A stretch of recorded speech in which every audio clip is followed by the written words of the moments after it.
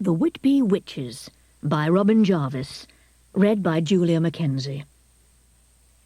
Mrs. Eurydice perched herself on the edge of her Spartan desk and sucked her watery afternoon tea through sullen lips. She was relieved, for 2 of her more trying charges had left today. She had put them on the train personally. Margaret Eurydice ran a hostel for children, those whose parents were dead, indifferent, or inside. But now that creepy little boy had gone, and she hoped things would get back to normal. Of course I was right to send that letter, she reassured herself. Even if the old bat does know someone on the board, she had to be aware of what she was letting herself in for. Mrs. Eurydice shook her head at the folly of the old woman in question. At her age, I ask you, she addressed the table lamp. Well, it won't last. It never does with them. A thin smile twitched her mouth. Still, she muttered, whatever happens, they're not coming back here. The train slowed and pulled into Middlesbrough. Ben twisted on his seat, his eyes following the people who got off. He was 8 years old, a serious-looking boy with mousy hair and eyes which were set unusually deep below his frowning brows. His sister, Jennet, had the same oval face and unremarkable blobby nose, but her long waving hair was darker, and her eyes were less troubled. "We're nearly there?" he asked suddenly. "I don't think it's far now," she answered. Ben abandoned the delights of the window and faced his sister. With one of his disconcerting stares, he asked her soberly, "Jen, what do you think it will be like this time? Will we be there long?" The girl shrugged. "Miss Boston's old. That's all I could get out of the Eurydice." At the mention of the name, Ben screwed up his face. "I hated her," he said passionately. "I'm glad we're not there now. She used to frighten me." "Not as much as you used to frighten her," remarked his sister dryly. "Listen, remember what I said." A warning note crept into her voice. "You're not to talk of that with this one, right?" Ben nodded and hastened to change the subject. "Will we really live near the sea, Jen?" "Well, yes, I think I heard Roddy say Whitby was on the coast.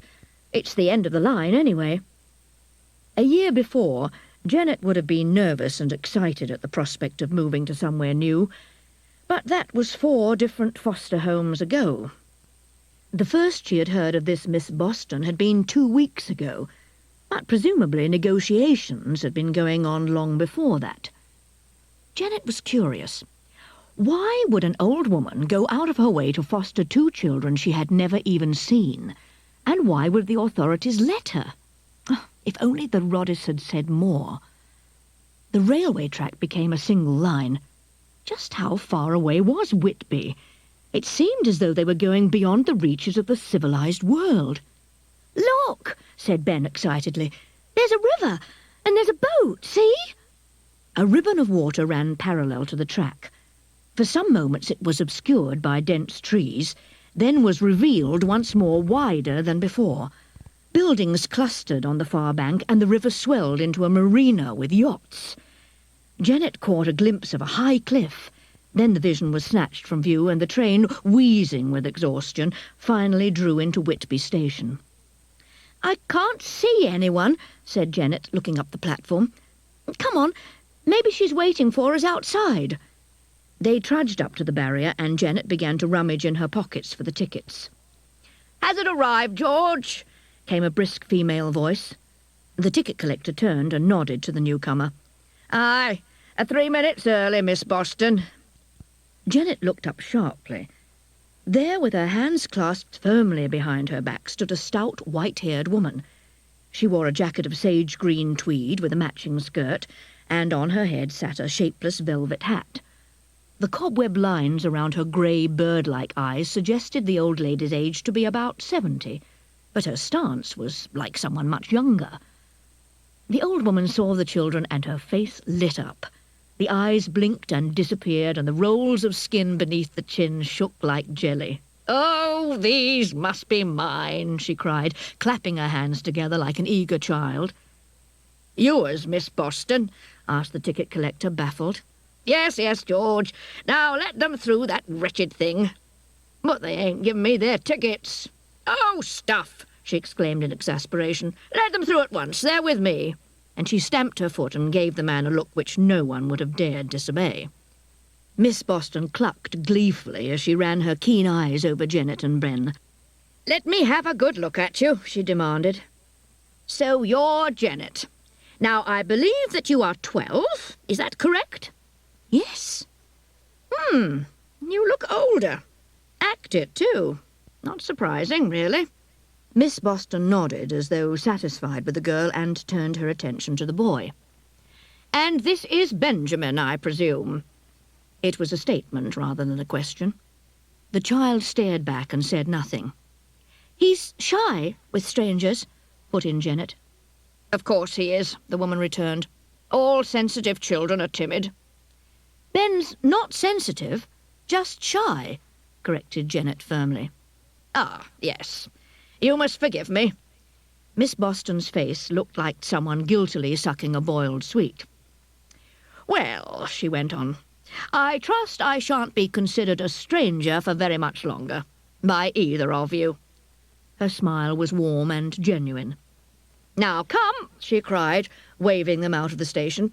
"Let us retire to my home and have a bite to eat before you unpack." As they left the station, Jennet saw for the first time the town of Whitby. Her eyes scanned up beyond the houses to where the high plane of the cliff reached out to the sea. She gasped and stared, for there, surmounting everything, was a ragged crown of grey stone, the Abbey. The building was in ruins, but that did not diminish its power. The Abbey had dominated Whitby for centuries, and waves of invisible force flowed down from it. The ruin was a guardian, watching and waiting, caring for the little town that huddled beneath the cliff. It was a worshipful thing. Miss Boston nodded. "Yes," she sighed dreamily. "The Abbey. It is indeed lovely. There has been a church on that site for at least 1400 years. One gets a marvellous sense of permanence living under such an enduring symbol of faith. They say a true inhabitant of Whitby is lost if he cannot see the Abbey." She paused and looked at the ground. "Well," she went on again breezily, "there I am, off at tangents again. Come, tea awaits." Ben had been silent since they had met, but by now he had decided that the old woman was harmless and much friendlier than the Eurydice. There were none of those phony smiles and patronising looks which were a feature of the Eurydice's way with children. Now his excited eyes saw the fishing boats with their gleaming paintwork, orange nets and lobster pots. A twinge of pleasure tugged at his insides when he thought of actually sailing in one of them. It was not impossible.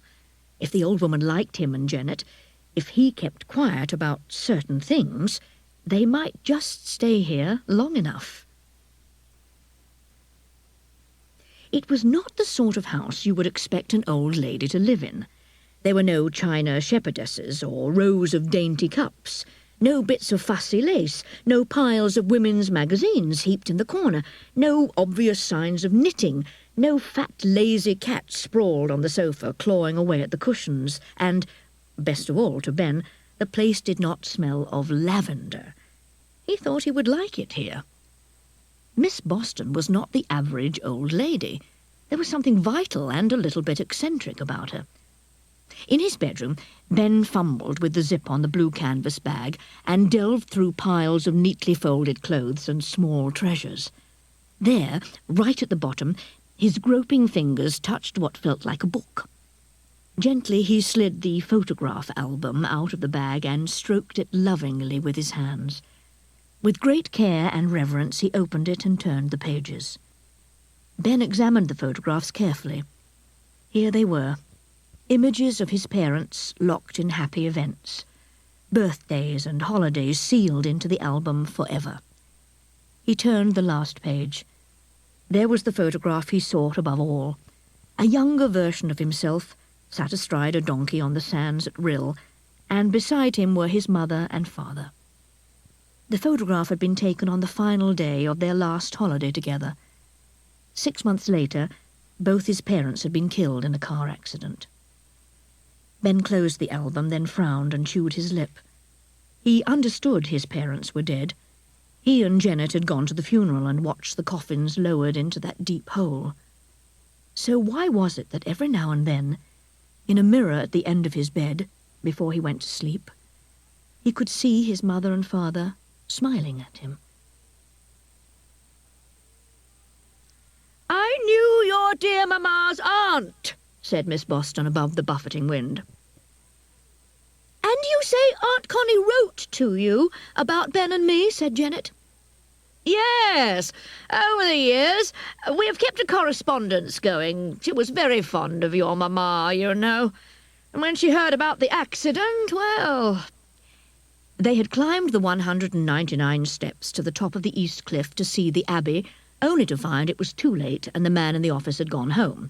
Still, there was plenty to see. Jennet spoke into the darkening sky, tilting her head back and sweeping the hair out of her eyes. "Aunt Connie couldn't have coped with me and Ben. She's too old." Miss Boston snorted. "Too old? My dear girl, Constance is a mere sapling compared to me." "But Aunt Connie's 70 and walks with a frame." Miss Boston puckered up her face and asked, "How old do you think I am, child?" 75, Jennet ventured uncertainly. Miss Boston closed her eyes and raised her head. "I am 92, she solemnly informed them. "Don't be alarmed, dear. Some of us do survive for that length of time." "But you're not frail or anything," declared Jennet in surprise. "As to that," Miss Boston lifted a finger to her nose in a gesture of secrecy, "I have little methods all my own." They sat in silence for some time, listening to the wind rushing through the grass and hearing Ben's squawks as he chased the gulls. "Why now?" asked Jennet, breaking the calm. "Why didn't you send for us before? Why wait over 2 years?" "My dear child, I was hoping that you would find a good home with a family that would care for you. Alas, it was not to be. So I decided to enter the fray and applied a little pressure here, called in some old favours there. Well, here you are, stuck with a terrible old woman like me. I'm sorry, but I could not stand by and let you stay in that hostel until you were 16. I think I ought to tell you something before Ben rejoins us. It's only fair you should know." "What should I know?" "I received a letter from Mrs. Eurydice." Miss Boston pulled a sour expression.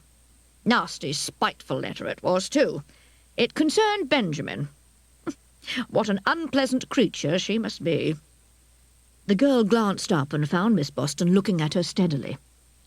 Now was the time to tell her everything.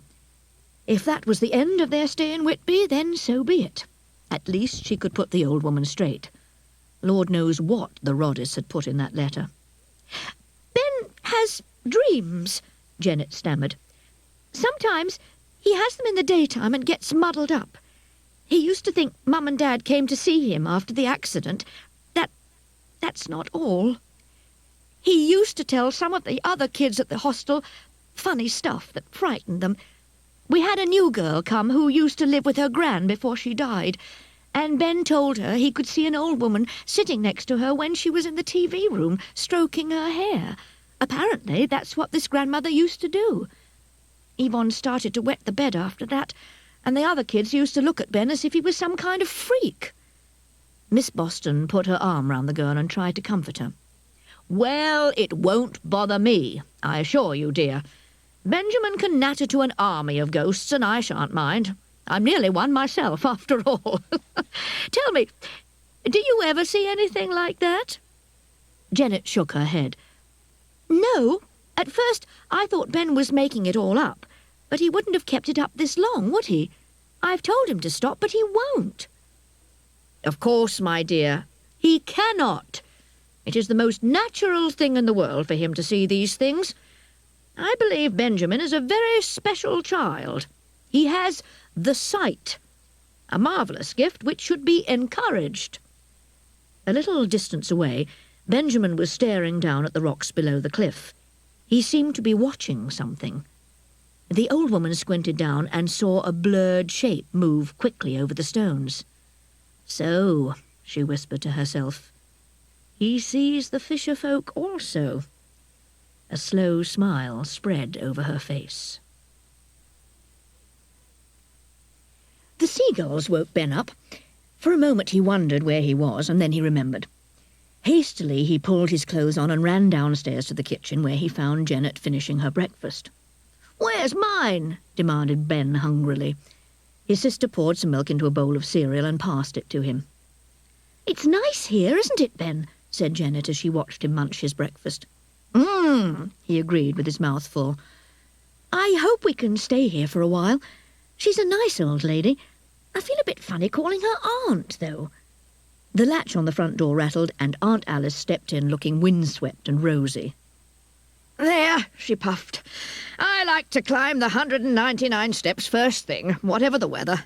Blows the sleepy cobwebs away, it does. Well now, children, what do you intend to do today?" They shrugged and looked at her blankly. "Explore," suggested Jennet. "If you don't mind, that is." "Why should I mind, child? I hope you enjoy yourselves. I shall want to know what you have discovered when you return." "When should we come back, Aunt Alice?" "Oh, whenever you like, dear. I have to go out myself." "But how shall we get in if you're not here?" Aunt Alice dangled a key to the front door between her fingers. "A spare," she said. Jennet thanked the old woman. It had been a long time since anyone had trusted her like this, and she appreciated it. "Just come back when you get hungry," beamed Aunt Alice. "I should be here by lunchtime." It was still early, and Jennet and Ben wandered through the narrow streets, gazing into shop windows that were filled with pieces of Whitby jet. It had been fashioned into all sorts of jewellery, rings, pendants, bracelets and tie-pins. Jennet looked longingly at a pair of jet earrings and stroked the glass dreamily. Ben tutted in disgust and walked away, muttering about the dullness of shops. Jennet ran up to the green door and searched in her pockets for the key. Outside Aunt Alice's cottage was an old barrel which overflowed with geraniums, and about the door itself hung a curiously shaped stone with a hole worn in it. Inside there was no sign of Aunt Alice. Jennet went into the kitchen and decided to make a cup of tea to await the old lady's return. Just as the kettle began to whistle, there came a furtive knock on the front door. "You took your time, Ben," she began. "What happened to—" But when the door opened, she saw that the new arrival was not her brother at all. Another old lady blinked in surprise at her. She was an odd-looking woman with dark grey wiry hair, thick black-rimmed spectacles, and bristling from her top lip and over her chin sprouted a growth of fine white whiskers. "Oh, dear," said the stranger. "I suppose you must be Jennet." "Jennet," the girl corrected. "Of course. I'm Miss Droon, a friend of Alice's. Is she in?" "No, but she should be back soon." And then Miss Droon barged through to the kitchen, where the kettle was whistling for all it was worth and steaming up the windows. "I hope you're right, girl," she returned, "for Eurydice's sake." "Eurydice?"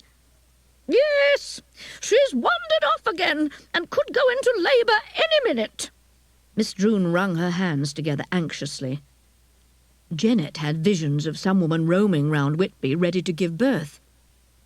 "Maybe she's gone to the hospital," she suggested hopefully. Miss Droon looked at her as if she were mad and opened her mouth. "Are you mad, child? Eurydice is my cat." At that moment the front door opened and in came Aunt Alice with Ben.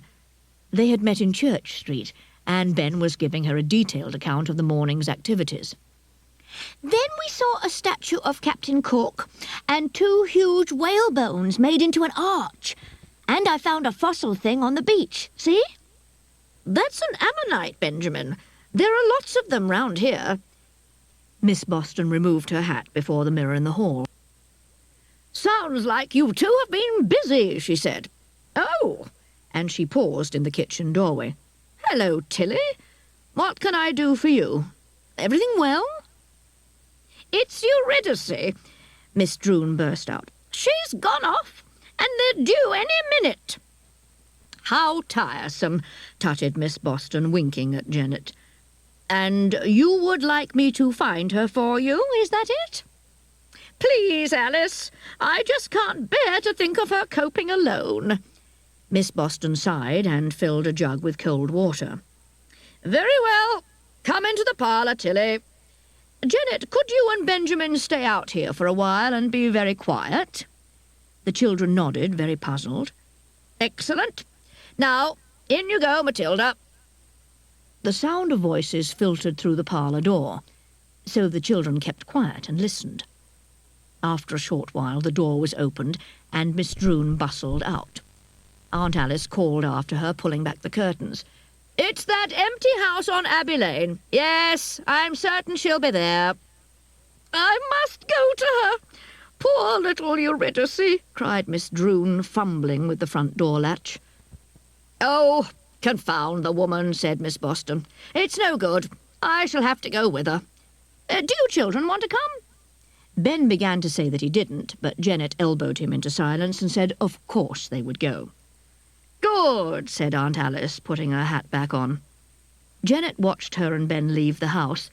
Then, on a sudden impulse, she ran into the parlour. A sweet, heavy scent laced the air. On the table was a jug of water and an empty black lacquered bowl.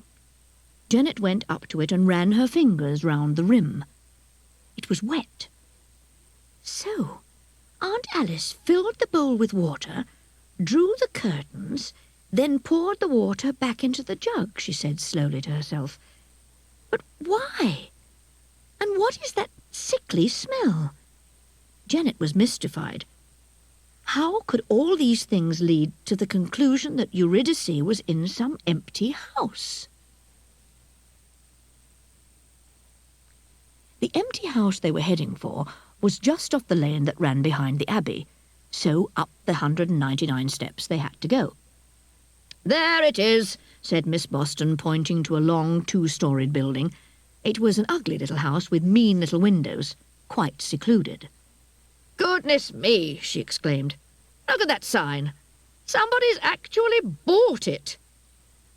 The for sale notice, which had stood outside the house for 2 years, now bore a garish red stripe proclaiming sold for all the world to see. "Such neglect," commented Miss Boston sadly. "And look at the path, completely overgrown." Ben's voice called to them from round the back. He had found the kitchen door and the wood was rotten. There was a large hole at the bottom. "Shall I go in?" asked Ben. "I could easily squeeze through if we made the hole a bit bigger." Ben pulled away more of the crumbling door and wriggled through. A dingy yellow-brown light filtered through the filthy kitchen windows. The whole house felt damp and musty. Ben shivered. What a horrid, dank place it was. He found it hard to believe that someone had actually lived there. The entire house reminded him of a large dungeon. "Eurydice! Eurydice!" he called out feebly as he stood at the bottom of the stairs. Then he heard a noise. "Oh, you would have to be up there, wouldn't you?" He gritted his teeth and hoped that it was the cat who had made the noise, and not some vampire opening the lid of its coffin. It was dark on the first floor, for there was no landing window, and all the bedroom doors were shut. As he went, Ben left the doors open behind him to illuminate the landing. In the growing light he noticed a square opening in the ceiling. "Must be the attic," he whispered to himself. He did not like the look of that deep black hole. It made him uneasy as he passed beneath it. "I hope you're not up there, you daft moggy," he mumbled as he quickly opened the next door. This room was full of cardboard boxes and yellowing old newspapers which the mice had chewed. Ben tiptoed over to the boxes. There was a sudden movement and he stepped back in alarm. A furry white head popped up. "Eurydice," sighed Ben, relieved. The cat meowed crossly, staring at him with one green eye and one blue. "Come on, puss," he said soothingly. He picked up the box she was in, and Eurydice glared at him. "It's all right, Puss," he said, carrying her out of the room. It was only then that Ben began to wonder who had shut the door in the first place. On the landing, Eurydice grew agitated, and her ears pressed flat against her skull. She began to hiss and spit, but not at Ben. The boy turned cold. As he passed under the dark attic opening, all the hairs on the back of his neck prickled and rose. He felt sure something was up there, watching him from the shadows. The same something that could close bedroom doors. He made for the stairs quickly, but as he ran down them 2 at a time, he chanced to turn back and was horrified to see a small, dark figure drop to the landing and begin creeping silently after him. Ben bolted for the kitchen and thrust the box through the gap, scrabbling frantically after it. "Eurydice, you naughty girl!" scolded Miss Droon. "Don't do that again. I shall lock you in my room from now on." In the sunlight, Ben's fear seemed irrational. He must have imagined the whole thing. Either that, or the figure was one of his visitors, although he had never felt frightened by their presence before. He decided not to mention it to anyone. Ben turned the ammonite over in his fingers and stared intently at it. Miss Boston had told him that it was incredibly old, older than the human race, in fact. Ben held it tightly. It felt safe to touch something so ancient. There was very little permanence in his turbulent life, and this small, time-polished fossil was like a magic talisman, a sign that perhaps things would be different from now on. It was late, and the 3 of them were sitting in the parlour. The curtains were drawn, and Aunt Alice had lit a fire, as the night had grown chilly. "Shall I tell you the legend of the Ammonites and St. Hilda?" Aunt Alice asked them. Ben pushed himself further into the cushions and nodded. "In the olden times, the Abbess of Whitby was the niece of a great northern king. They were dark, severe days, and most of the people were still pagan, worshipping cruel gods on the moors and at the river mouth. It is said that the cliff top, where the abbey now stands, was alive with snakes. They were such a nuisance that the Lady Hilda took up a whip or staff and drove them all into the sea, where, by her prayers, they were turned to stone. However, the 3 largest serpents had escaped her anger, and they rose out of the grass to strike her. Furiously, she hit out first and cut their heads clean off, while their bodies sailed through the air and were embedded in the wall of a house at the bottom of the 199 steps.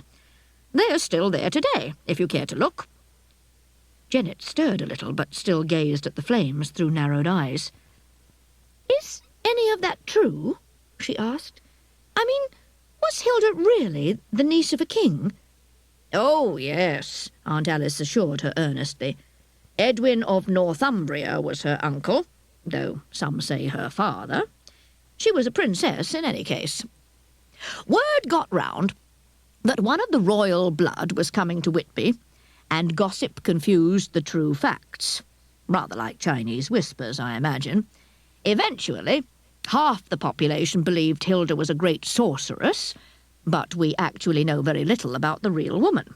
The story of the snakes is obviously allegorical, the serpents representing the pagan religion which Hilda overcame. Still, it is a quaint tale. Now I think it's time for you both to go to bed. You've had a busy day, and so have I, what with troublesome cats and balmy old Tilly." The next day was Saturday, and the beginning of the Folk Week. Early in the morning the children raced round the West Cliff, looking at the odd assortment of people who were turning up. There were Morris dancers, a whole gaggle of bagpipes, long-haired hippies with guitars and peace stickers, a fleet of flutes and penny whistles, a group of mummers dressed in the most outlandish costumes Ben had ever seen, and even 2 belly dancers. A large old Bentley was attempting to plough down Church Street, and the driver was being none too gentle. Jennet and Ben were still staring at the car when it pulled up outside the post office. A large, flabby lady in a silk print dress and fur stole stepped heavily onto the pavement. Her hair was a pale peach colour, and there seemed to be an inch-thick layer of makeup covering her face. Jennet thought she looked like a fat pantomime fairy. Ben began to giggle as the apparition waddled gracelessly towards the post office and brushed past them. Her perfume was incredibly pungent. You could almost taste it. The woman peered down her nose at the children and gave a peculiar excuse for a smile. Ben scowled. "Come on," Jennet said to her brother. "Let's go and have lunch." They found Miss Boston already in the kitchen making ham sandwiches for them, and as they sat down to eat, they told her what they had done that morning. The old lady listened attentively, clucking now and then in wonder or approval. She laughed as they described the Morris dancers, and sucked in her cheeks at the disgraceful behaviour of the Bentley. "That Banbury Scott woman really is too much," she snorted. "Thinks she owns the town, she does. Her home is one of the largest and probably the oldest round here." Miss Boston sighed wistfully and took another bite of her sandwich. "She's very fat," said Ben. Jennet kicked him under the table, but Aunt Alice nodded in agreement. "Yes, she is a bit of a pig," she admitted. "Far too greedy, I'm afraid." Ben chuckled with surprise and appreciation. He had not expected her to agree with him. "I didn't like her," said Jennet flatly. "Not many do," confided Aunt Alice. "Just because she's rich, they put up with her." "She can't have any real friends, then," said Jennet thoughtfully. "How awful to be liked just because you have money." "Oh, but she does have friends, dear," Aunt Alice quickly put in. "There's Edith Weathers, the postmistress, Mrs. Joyster, Tilly Droon, and, Here she paused, then added guiltily, "and there's me. In fact, Mrs. Banbury Scott will be coming here tomorrow evening. Our ladies' circle meets once a month." She cleared the plates away while Jennet puzzled over her words. The way Aunt Alice had mentioned the ladies' circle had been strange, as if she was embarrassed and did not want to talk about it.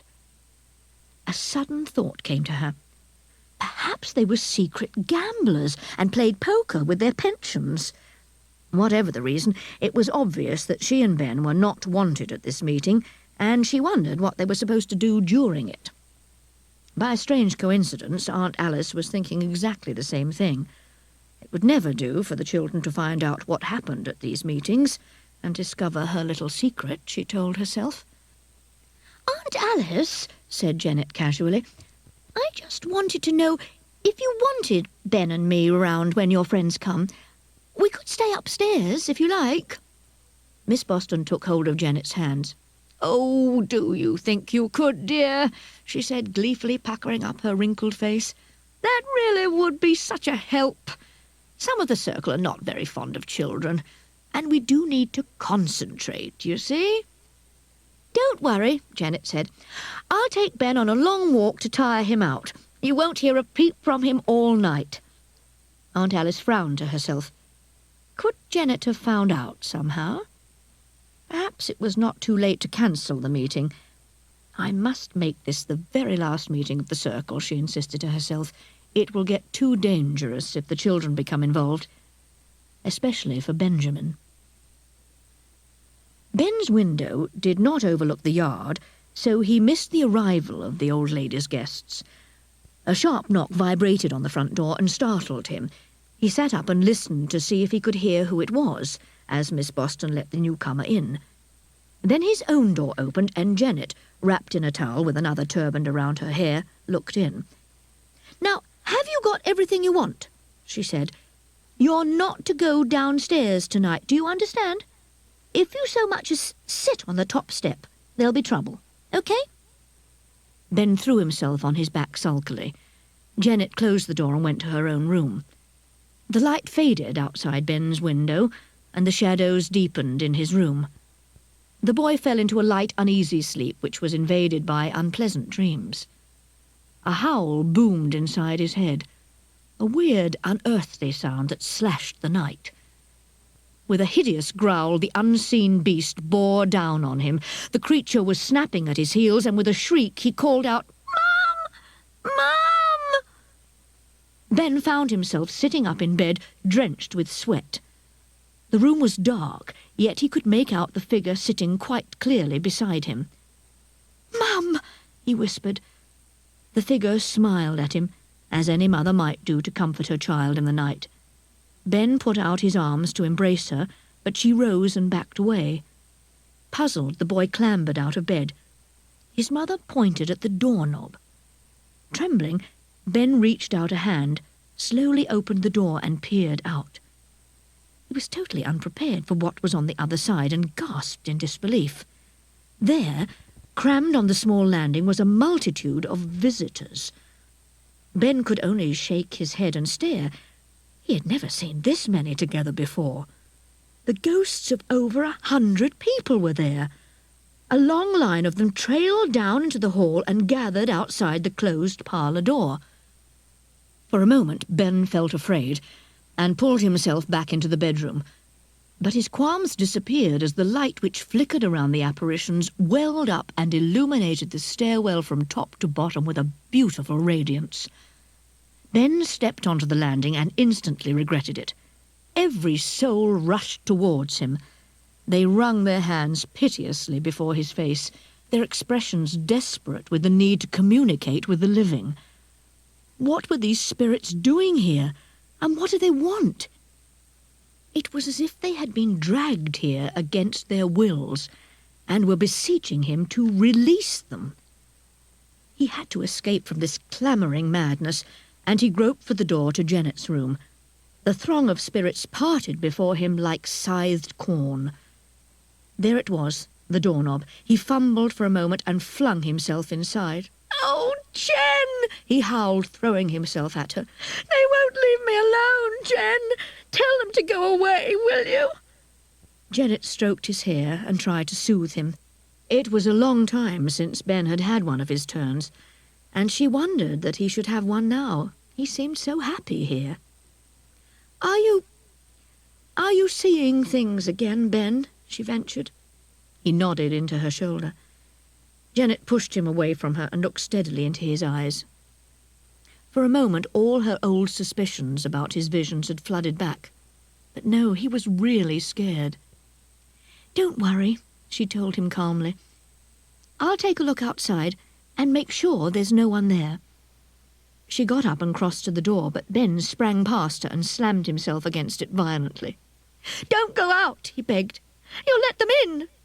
"Don't worry, Ben," she said, pulling him from the door. "I won't let anyone in, I promise." The boy backed towards the bed as she turned the knob and opened the door. She could see nothing out there, but he could. On the landing, the crowd of souls raised their arms and surged forward. Ben screamed and collapsed on the bed. Jennet was horrified. She raced down the stairs, calling for Aunt Alice at the top of her voice. Up to the parlour door she ran and, without knocking, thrust it open and charged inside. Seated at the round parlour table was the ladies' circle. The corpulent and heavily made-up Mrs. Banbury Scott, the bewhiskered Miss Droon, Miss Weathers, a nervous and mouse-like creature whom Jennet had glanced in the post office, Miss Joyster, a frowning stern woman, and finally Aunt Alice.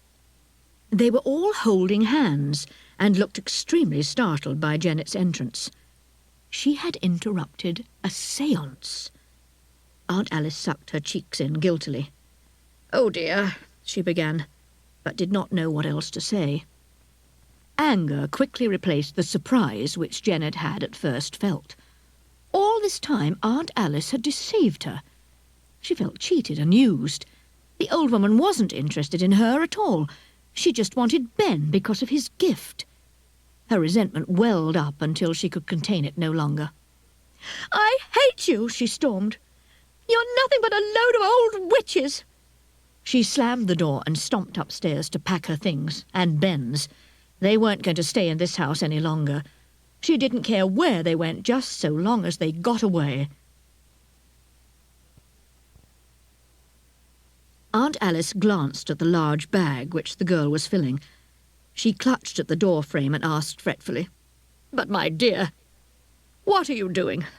Are you going somewhere?" "You lied to me," Jennet snorted. "You let me think you wanted me here. How long would it have been before you involved Ben in your games?" Miss Boston stared at the carpet, thoroughly abashed.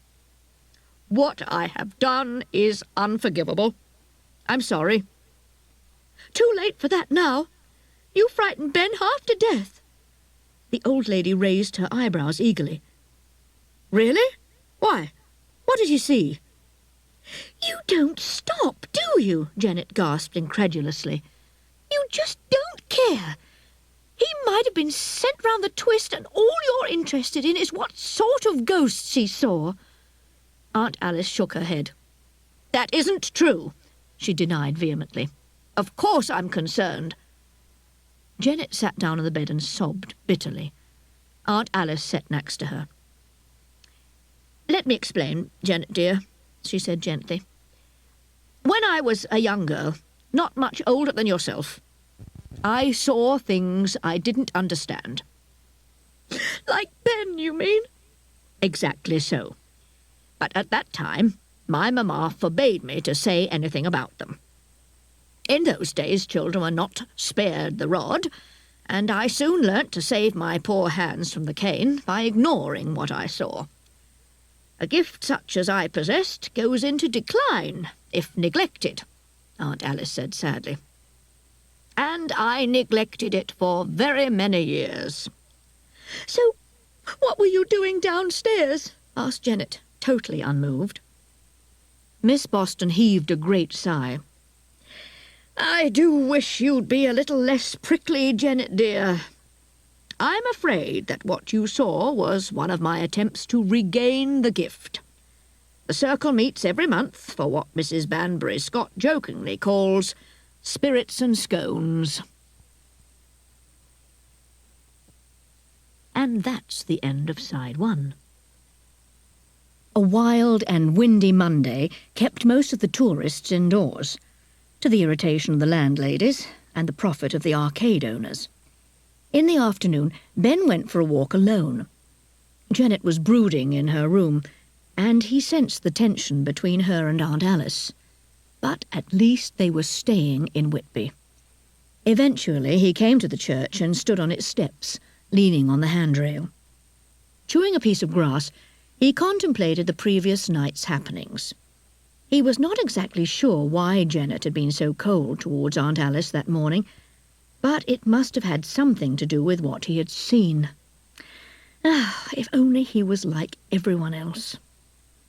His gaze followed the progress of a boat as it sailed to sea, and as he turned his head to do so, something startled him. On one of the tomb slabs in the graveyard sat a small figure. It was as large as a child and wore a dark blue fishing jersey. Its back was turned to Ben so he could not see the face. A thick tangle of brown hair suggested it might be a girl. Something buzzed inside his head. Ben shook himself and rubbed his eyes. He was not certain, but he thought it was one of his visitors. The boy was at once afraid and yet greatly interested. With the tip of his tongue pressed over his top lip in concentration, he stepped over the grass towards the tomb where she sat. Closer and closer he stepped, his heart pounding. Then, just as he came within reach, the figure moved and turned her face full on him. Ben froze. He had never beheld anything like it before.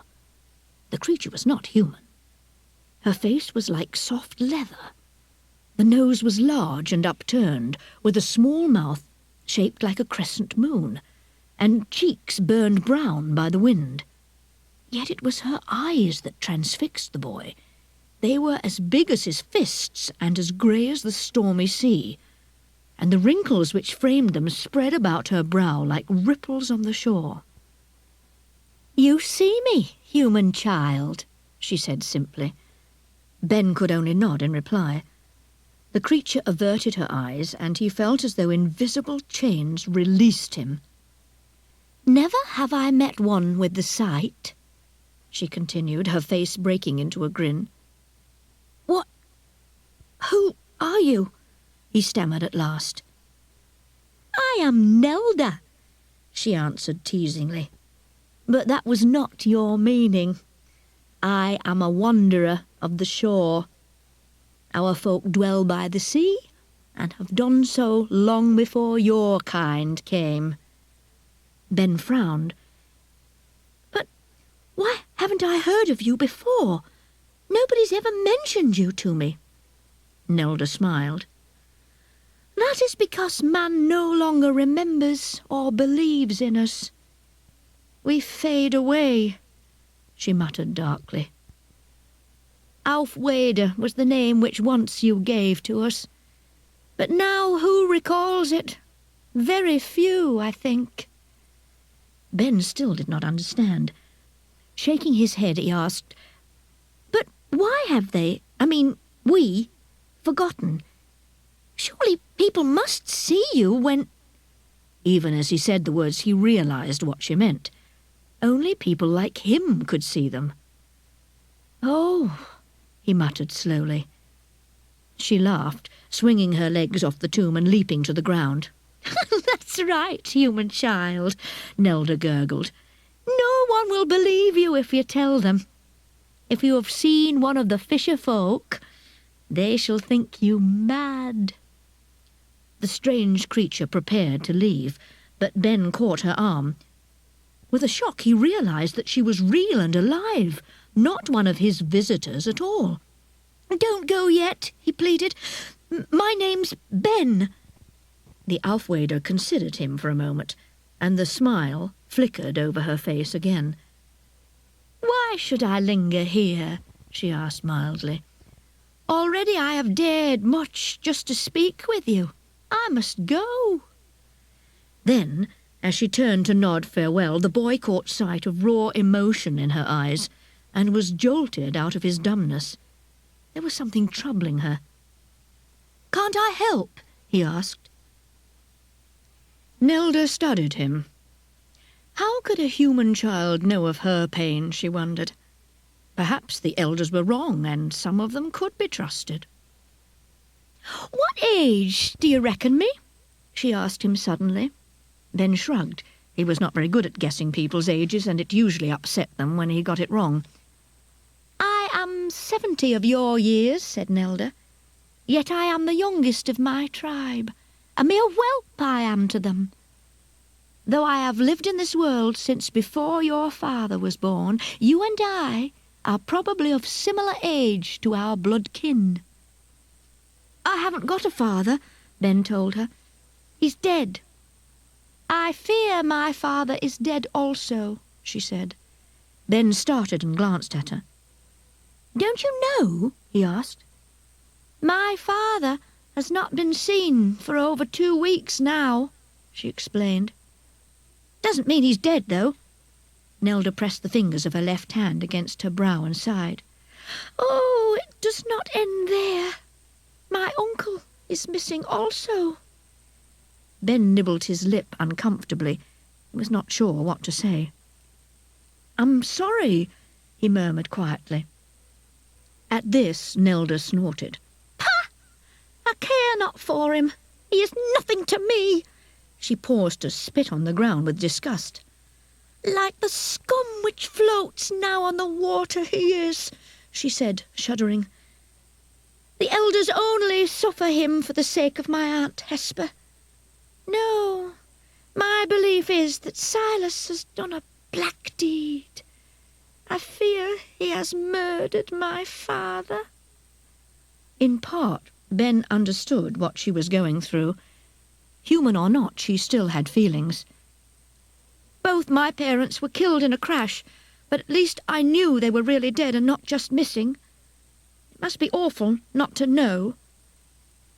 Then we are both orphans, Ben, she breathed.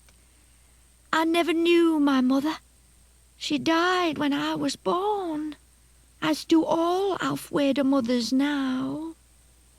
Nelda fell silent, as though she had said too much, then squinted at the pale sun. It was time for her to go. She got to her feet and said, I must return to my people. Do you have to?" Ben protested. "Can't you stay just a little bit longer?" She looked down at Ben and rashly said, "Tomorrow, when the sun is as now." And with a quick, desperate look, Nelda dashed to the steps and sped down them. Ben stayed where he was. He had touched another world that nobody knew anything about. The boy could hardly wait for the next day. The gulls were not yet awake, and the night fisherman was still out at sea. All Whitby slept, and the streets were still and silent as death. On the treacherously smooth, slippery shore, 3 small figures appeared. They seemed to step out of the sheer cliff face, though in the gloom it was impossible to see properly. They were 3 Aufwaders. Slowly and deliberately they went, pausing only to peer into rock pools that the tide had left behind, and to part the thick clumps of weed washed ashore. They were searching for something. Nelda's grandfather, Tar, prodded a loose heap of shale with his staff, as he had done every morning for the past fortnight. His old bones ached, and he grumbled to himself. "Us'll never find out now. Been too long, I says. Them's gone for good."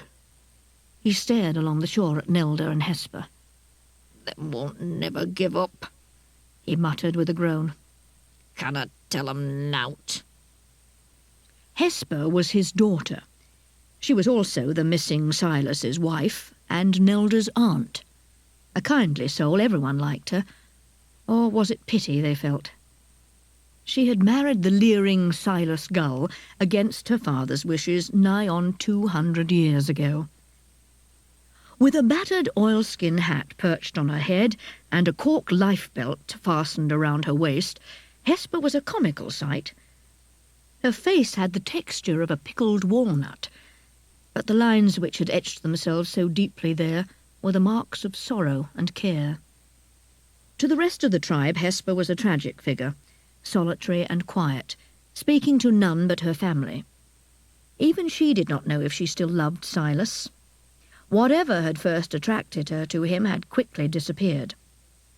However, Hesper's heart was kept aflame by her true passion, her unceasing search for that which could lift the curse from the fisher folk.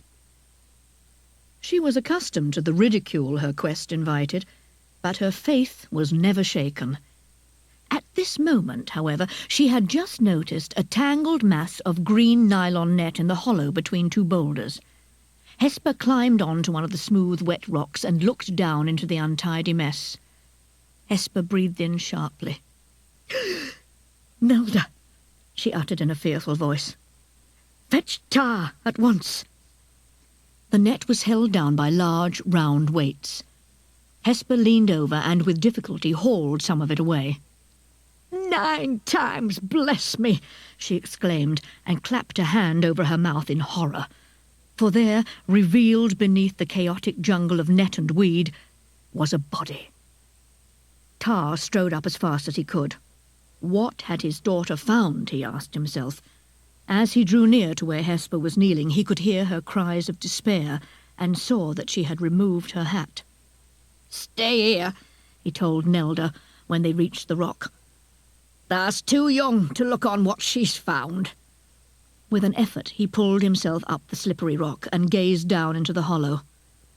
"Deep stick me," he gasped. He stretched his legs over the side so that he could drop down beside the body. There was only one way of identifying such a grisly corpse, by the pattern on its jersey. For many years the jersey, or gansey as the fisherfolk called it, was not merely an item of clothing. The arrangement of ribs and cables upon each was like a family crest. One close look would tell him who it was. With a trembling hand he rolled the body over. "Nah," he whispered as he inspected the complicated rows. "Them's gull stitches right enough." Here, then, was Silas Gull, the black sheep of the tribe, a rascal descended from rogues. There would not be many who would weep over his loss. Only Hesper, perhaps. Tar whistled softly to himself as the significance of this discovery sank in. So it was Silas who had been murdered, and, from the look of things, by Nelda's father. A fierce scowl formed on Tar's face. "Tha's in deep, dark waters, blood," he murmured, "and tha canna hide forever." The heels of Miss Boston's shoes clicked over the beautifully polished wooden floor. She had brought the children to the Panet Park Museum and was thoroughly enjoying showing them round. Aunt Alice watched Jennet's expression with satisfaction. They lingered by the display of jet, and the girl was dazzled by the craftsmanship of the tiaras and brooches. The old lady beamed and rubbed her hands together. Soon all that unpleasantness would be forgotten. So long as she stuck to her side of the bargain, all would be well. Whilst they were looking at the next exhibit, a model of how the abbey looked before its central tower collapsed in 1830, some distance away Ben licked his top lip and stared down wide-eyed. For the first time that morning his interest was engaged. In a glass case, all on its own, was one of the most hideous objects he had ever seen. A severed human hand. It must have been very old, for the skin was dry and grey, but you could still see the fingernails and wrinkles on its knuckles. A delighted shiver ran down Ben's back. He loved macabre horrors like this. Jennet and Miss Boston soon joined him. The girl pulled a face, and the old lady's chins quivered as she explained what the ghastly thing was. "A hand of glory," she uttered in a thrilled whisper.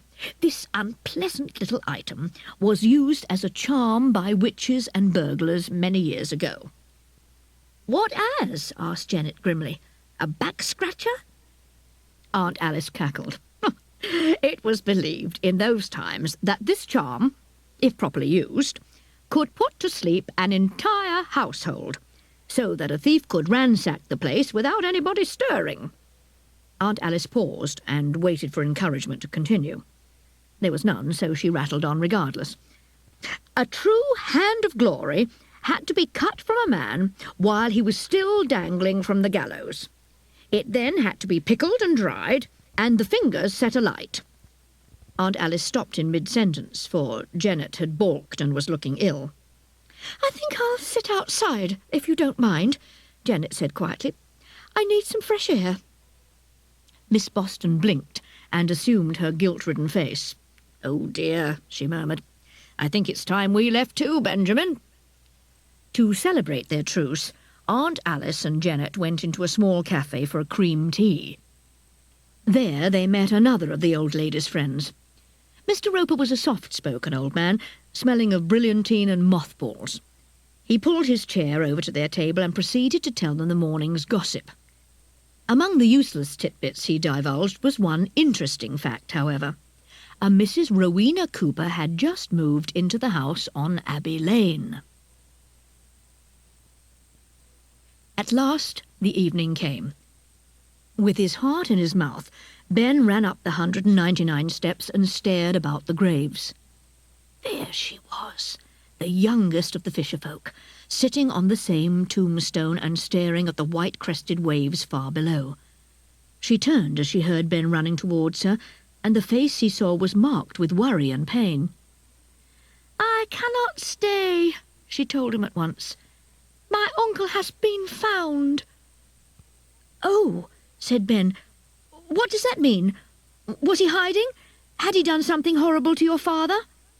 She pulled the woolen hat from her head and let the wind seize her hair. "Silas was dead when we found him," she answered simply. "It was he who had been killed." For a moment Ben struggled to understand what she was saying, and then it dawned on him. "You mean your father did it?" Nelda squeezed her large grey eyes shut and spoke with anguish. "Never!" she cried. "He is gentle and kind. My father would not harm anything." A gull screeched overhead, and its voice reminded Nelda that she did not have time to talk at length. "I must go now," she told him. "There is much to do, for we send Silas on his way tonight." She was interrupted suddenly by a shocked voice. "Nelda!" it shrieked.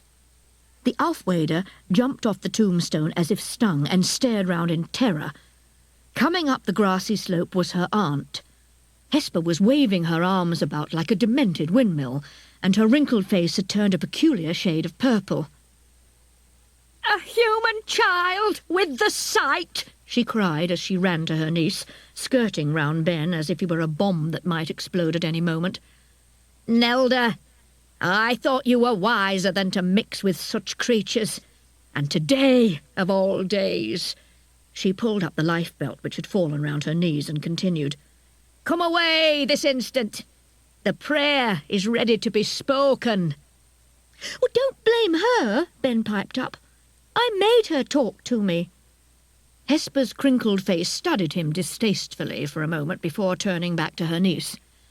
"Return with me now, and we shall speak no more of this." Nelda threw her arms around her aunt's neck. "You mean you won't tell? Oh, thank you." "Won't I see you again, then?" Ben asked miserably. Nelda hung her head and prepared to say farewell to her human friend. She knew it was wrong for her to hope of seeing Ben again, and yet a strange feeling swept over her like nothing she had ever experienced before. Out of her body she drifted, and visions of things to come flashed past her. She saw a white, billowing shape high on the cliff top, and heard the beat of pagan drums. A glowing form shimmered from the depths of the sea, and she uttered a cry of astonishment when she recognized... With a sickening lurch, the scene was snatched away and her blood turned to ice. A huge, gaping maw rushed towards her. She heard the vicious hatred in its voice as a nightmarish growl issued from the scarlet throat. Nelda screamed and stumbled backwards, waving her arms before her face to fend off the evil which attacked her. Hesper and Ben knelt down by the Aufwader's side. Nelda choked back a cry as she clutched her aunt's arm. "I saw it, Hesper! The moon kelp!" Nelda exclaimed frenziedly. "The time is near! You were right all along!" Hesper gawped at her in disbelief for a second, then let loose a terrific squeal of glee. Ben covered his ears and wondered why they were so excited. Finally, Nelda remembered him and hurriedly told her aunt. "I know not how this vision came to be, but I am sure this human child is caught up in our plight. Hesper, do you not see? Spurn him now, and the curse will engulf us all." Her voice and her words were powerful, and Hesper did not doubt that she had been shown a glimpse of the future. The wisdom of the cold deeps had touched her for a moment. "Then we must tell the child of our woe," she said simply. Hesper struggled to her feet and looked at Ben. "Listen to me, unhappy man-pup," she told him soberly. "All that you hear from this moment on must not cross your lips into another's hearing. You understand?" Ben mumbled that he did, not sure if he were prepared for what she was about to tell him. Hesper gazed into the distance and began, "For many years my people obeyed the strict rules of the elders, and man forgot us, until that fateful day, that day which all rue now." "What happened?" asked Ben, overawed. "The two races mingled," Nelda answered darkly. "A fisherman with the same sight you possess took to wife one of our kind, and a child was born." "A creature that did not belong in either world," said Hesper sadly. "The moment it breathed its first breath, the lords of the deep were aware of it, and knew that the laws they had made had been broken. When the fisherman next set sail to cast his nets, the lords of the deep rose against him and dragged his boat under the waves. On hearing this, the child's mother became mad with grief. She threw herself off this very cliff and was dashed to pieces on the rocks below. "There is more," said Nelda. "Cheated of their revenge, the lords vented their wrath on all women of our race." "What did they do?" ventured Ben. "They condemned every female of our race to die in childbirth. A bitter vengeance it is that destroys love." Hesper laid her hand gently on Nelda's arm. "Now you see why we are doomed. For we cannot prosper, and our future is bleak. Our tribes have dwindled in number, and now only one remains, the gleanings of the others." Ben stared at the ground. It was a horrible story, and one he wished he had not heard. "Do not grieve yet," cried Nelda, "for there is hope." A dreamy look stole over Hesper's face. "The moon kelp," she murmured longingly. "I heard the story by the fireside when I was younger than Nelda. Una was a great teller of tales, very wise she was, in many ways, save the one. She too believed in the moon kelp, the treasure of the deep ones that was stolen by Earl from their dark cold realm. Only once in 900 years does it bloom, and then for one night only, when the moon is brightest in the sky." "But how does that help?" said Ben, shaking his head in confusion. "Because whoever finds the lost treasure of the Lords of the Deep may ask of them anything that is in their power to give," blurted out Nelda. "Do you not see? If we could find the moon kelp, we could ask them to lift the curse." "I see," Ben whistled. "But how can I help?" "Just how you are involved, I am not certain," Nelda told him excitedly. "But for an instant back there, I saw the moon kelp, and you were holding it, human child." The following few days were extremely busy. Ben secretly met Nelda and Hesper, and together they searched the shallows for the moon kelp. Jennet began to wonder what he found to do between tea and supper, but all inquiries yielded no clues. She even offered to go with him, but these suggestions were always firmly refused. Jennet was mystified, but too tired to press him any further, for she had not been sleeping at all well lately. An animal was howling in the night, keeping her awake. Jennet would have talked about it to Aunt Alice, but the old lady seemed to be having problems of her own. Everybody, it seemed, had met the confounded Mrs. Cooper, except Aunt Alice. It seemed the newcomer was a paragon in every respect. She had already made large donations to the church fund and hospital appeal, and everyone she met described her as a warm and sincere individual. Mrs. Cooper had asked the circle, her ladies' circle, to tea, without inviting her. This was tantamount to a slap in the face, and she would be a laughing-stock in the town. Was this woman deliberately trying to provoke her? Aunt Alice, even though she had not yet met Mrs. Cooper, had built up a violent dislike towards her. "The audacity!" she raged. "The sheer—" An envelope on the floor suddenly caught her eye. Curiously, she opened it and raised her eyebrows as she read its contents. "Dearest Miss Boston, I hope you will not think this letter intrusive, but I have heard so many interesting and curious things about you, and as yet we have not been introduced. You must be the one person I have not met. Would you do me the honour of joining myself and a few friends for tea at the Hawthorns this afternoon, say 4:15? Yours sincerely, Rowena Cooper." Good gracious! muttered Miss Boston in surprise. "A most peculiar invitation, to be sure."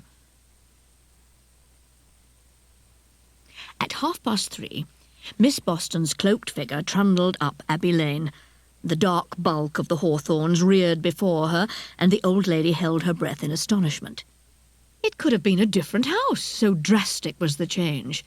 The jungle of weeds and nettles had been transformed into a neat garden, and the ground-floor window, which only last week was boarded up, had been replaced and now bore the words "Cooper Antiques" in large red and gold letters.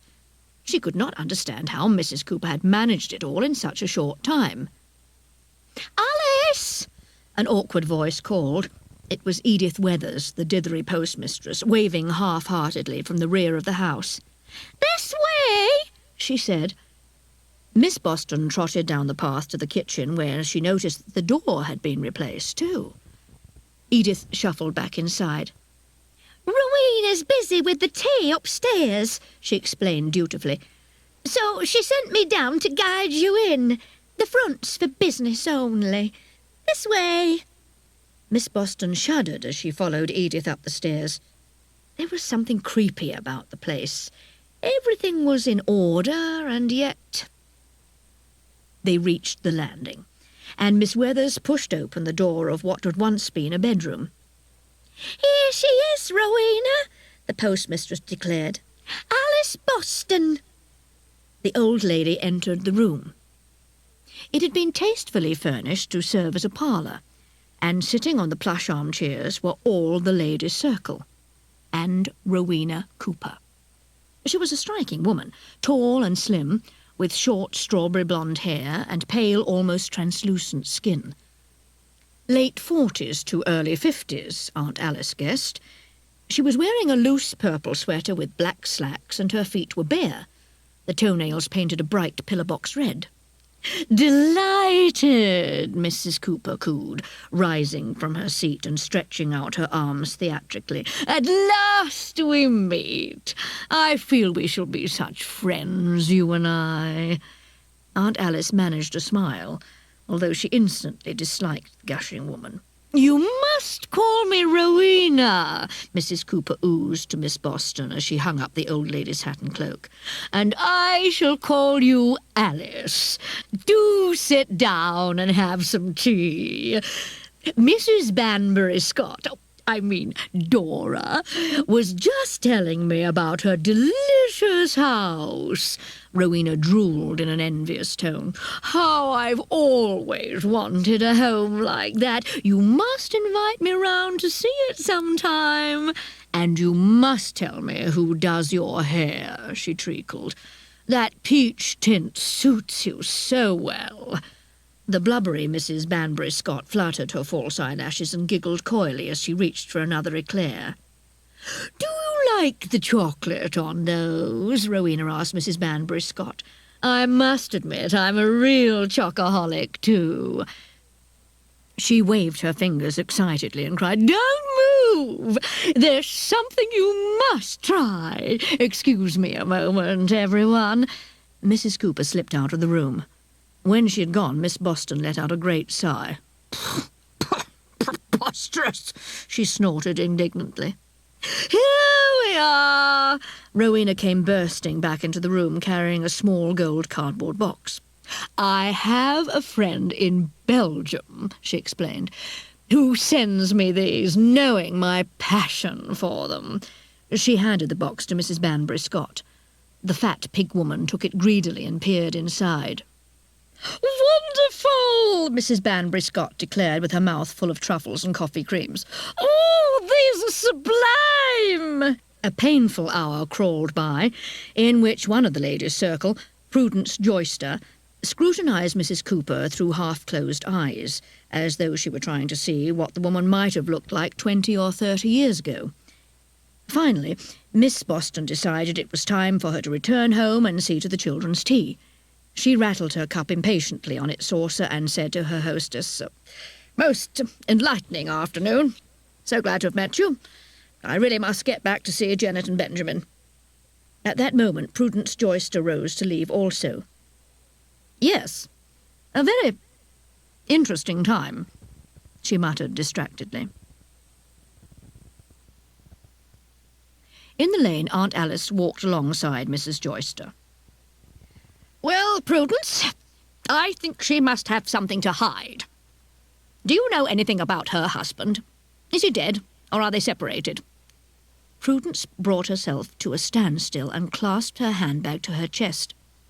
Husband, she repeated. Of course. The husband. Her face clouded over, and she became very troubled indeed. Whatever is it? Inquired Miss Boston. I can't say, Prudence replied. I'm not certain yet, but... Well, it just won't do if I am right about this.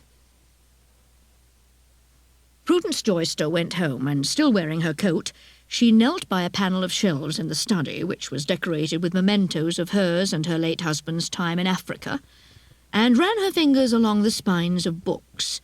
She knew it had to be there. This was the one thing of her husband she had made a point of keeping. Ah! Prudence grunted. There you are. She eased out a leather-bound book and turned the first page. Diary of Major Howard Joyster, 1959 to 1967, she read quietly to herself. Page after page of well-ordered, disciplined handwriting flicked beneath her searching fingers. Oh, if she could only remember the correct year. And then the diary yielded its secret at last. Thursday, 15th July. Bad news. Terrible business at the village. That ruddy couple have got half the Maasai involved in some foul ceremony. Never heard such a commotion, and the wails of the women is a sound I shan't ever forget. They keep talking about a big dog or something. Scared to death they look too. Nathan and Rosalind Crozier deserve to hang for this. Prudence Joyster laid the book on her knee, feeling sick. Rosalind Crozier, that young, evil woman she had met all those years ago, was none other than Rowena Cooper. An angry look crossed Prudence Joyster's face. She thought of what they had done, and her hands trembled with fury. Slamming the diary on the floor, she stormed out of the house. There were no lights on in the ugly house, and for a second it seemed to shimmer, and the renovations disappeared. Tangled weeds overran the garden once more. The front window was boarded up, and a smell of damp and decay greeted Mrs. Joyster as she pushed the rusted gate open. Then, suddenly, it was back to normal.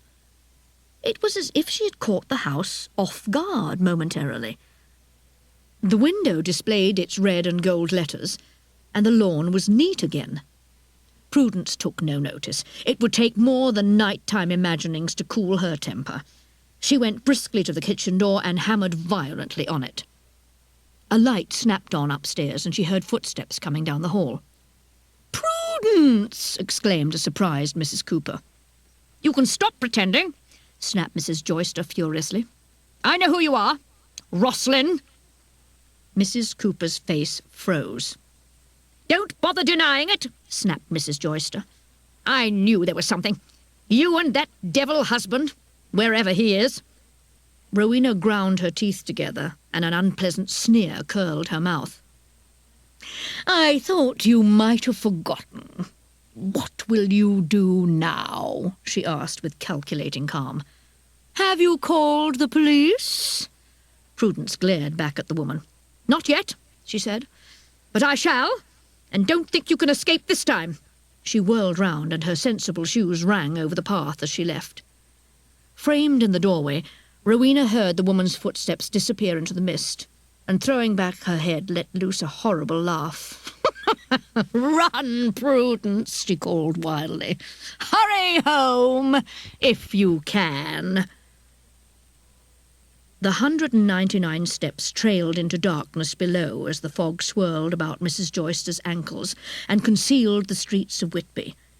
She might have been standing on the roof of the world for all she could see. A shudder ran down her spine, and she glanced back nervously. Resolutely, she began the long descent. It was tough going, for the fog lay thickly over the steps and made it impossible to see them. With one hand she gripped the rail tightly and covered her throat with the other. The night was cold, yet Mrs. Joyster's forehead dripped with perspiration. She felt afraid. Someone was watching her. Her heart pounded in her chest as she neared the halfway point.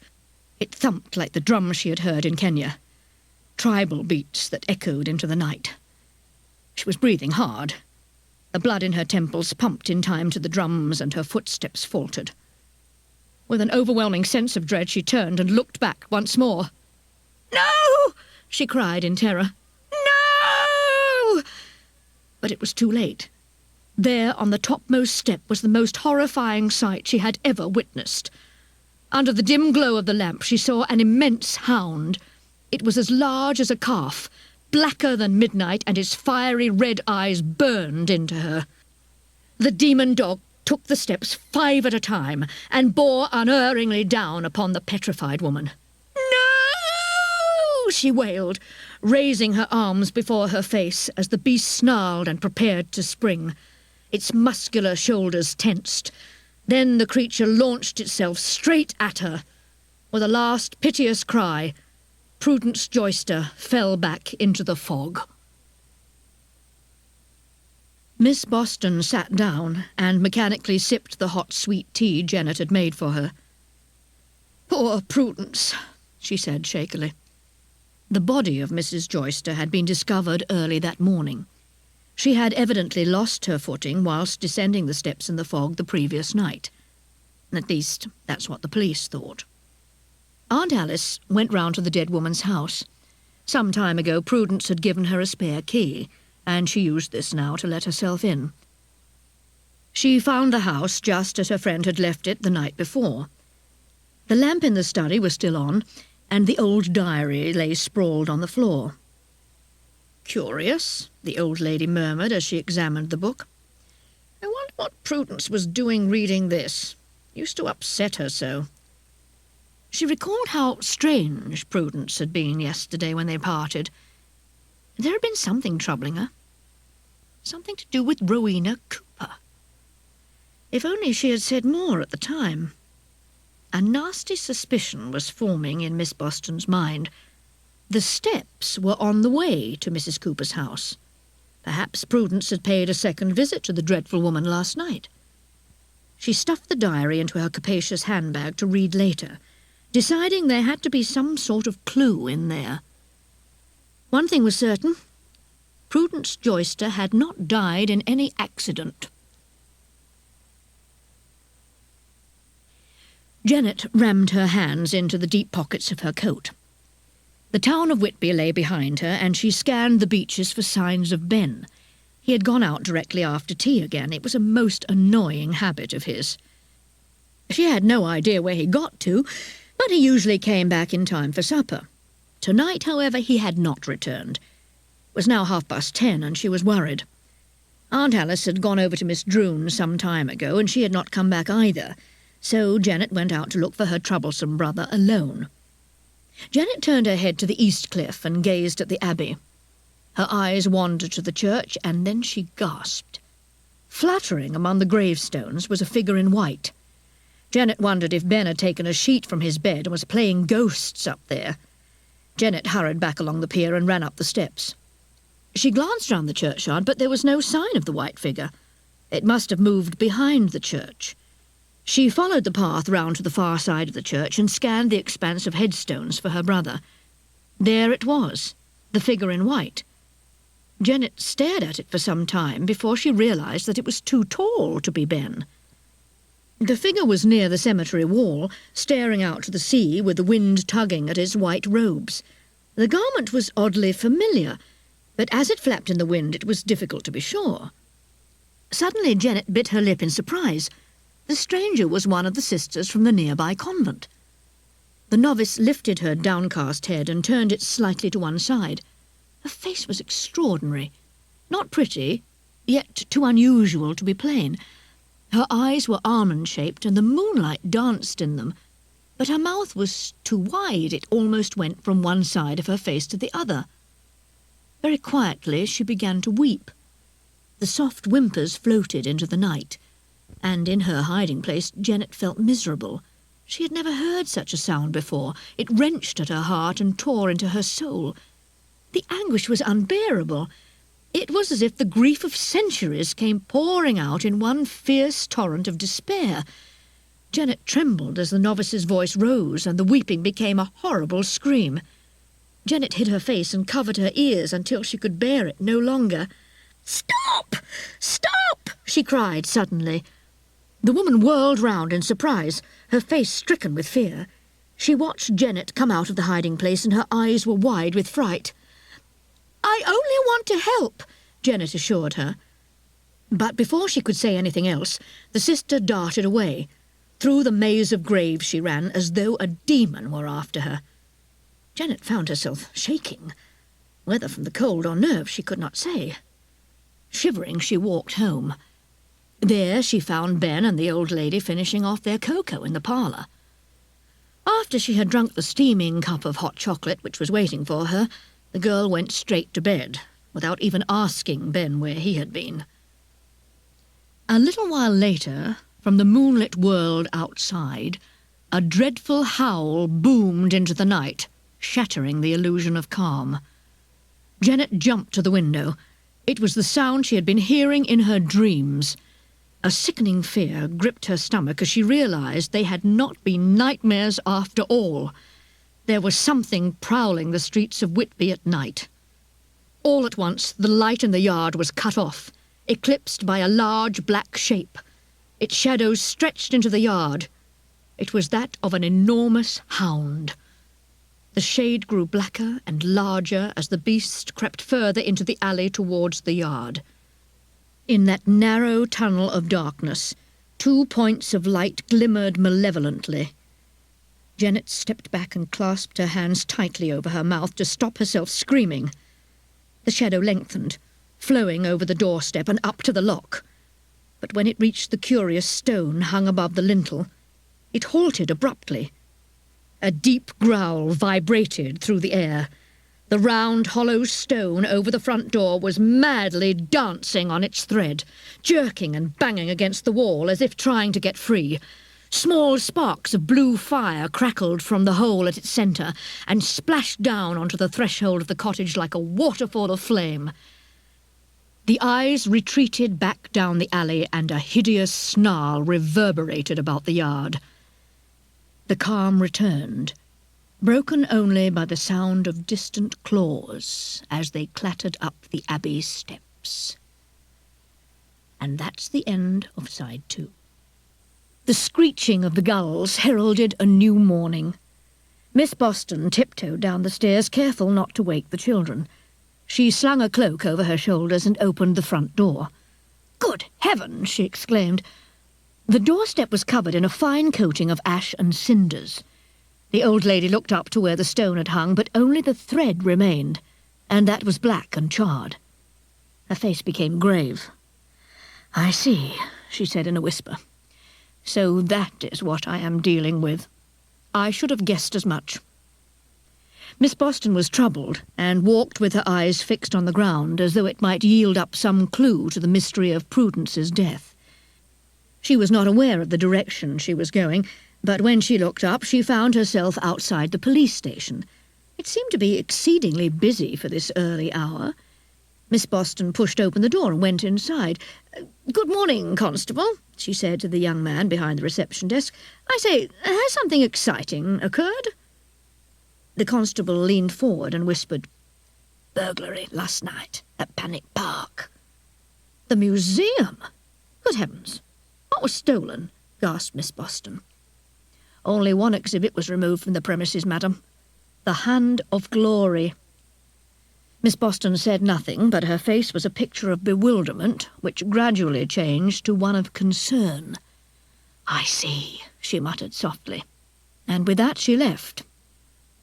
That afternoon, Miss Boston was sitting in Tilly Droon's little sitting-room, a cup of tea in one hand and a half-eaten bourbon in the other. "Dora's not well," said Tilly. Miss Boston shook her head. "Oh, she always has some illness, or thinks she has. She likes to be fussed over. Where's the news in that?" "But that's just it, Alice. She isn't faking it this time. There really is something wrong with her. Poor Dora. Whatever's the matter? Grice, her handyman, said it is something to do with her heart. Oh, dear, tutted Aunt Alice. We shall have to go round and cheer her up. Tilly banged her fists on the chair arm in frustration, and in doing so knocked a startled Tabby to the floor. No, no, no, she cried. That's the point, you see. That's why Grice came and spoke to me. He says Dora's not to have visitors for a few days. That's what she told him to tell us. Tilly leaned forward and lowered her voice. Thing is, though, Grice wasn't very happy because after telling me that, he said he was to go and fetch Mrs. Cooper. Seems Dora wants to see her. Getting very friendly, those two. Miss Boston's chins wobbled in annoyance. I think we have been snubbed, Tilly dear, she said, and I believe Dora will live to regret letting that woman into her house. Jennet had been thinking about the previous night all day long. She could not forget that tragic figure in white pouring out her grief in the churchyard. She hoped the novice would return tonight. There had to be something she could do to help. She had come armed against the pangs of hunger. In one pocket there was a baked potato, and in the other one of Aunt Alice's silver forks. Jennet shivered and decided it was time to eat. A seabird flew overhead and was caught in the beams of the arc lights. Jennet watched it falter and then regain its balance. When she lowered her eyes, something caught her attention. There she was, the sister from the convent. But someone was with her. Jennet reared up a little higher, for she could not quite see the other person. A little more, and there, dressed in black, with her short blonde hair gleaming under the moon, was Rowena Cooper. Jennet had never met the woman before, but Aunt Alice had given her a perfect description. It could be no other. Jennet was fascinated. All her instincts warned her, and tiny alarm signals jangled in her head, but she had to find out what was going on. Ignoring her better judgment, she crawled through the grass and drew closer. Ben trudged to the bridge, yawning and stumbling. Another evening had gone by, and there was still no sign of the moon kelp.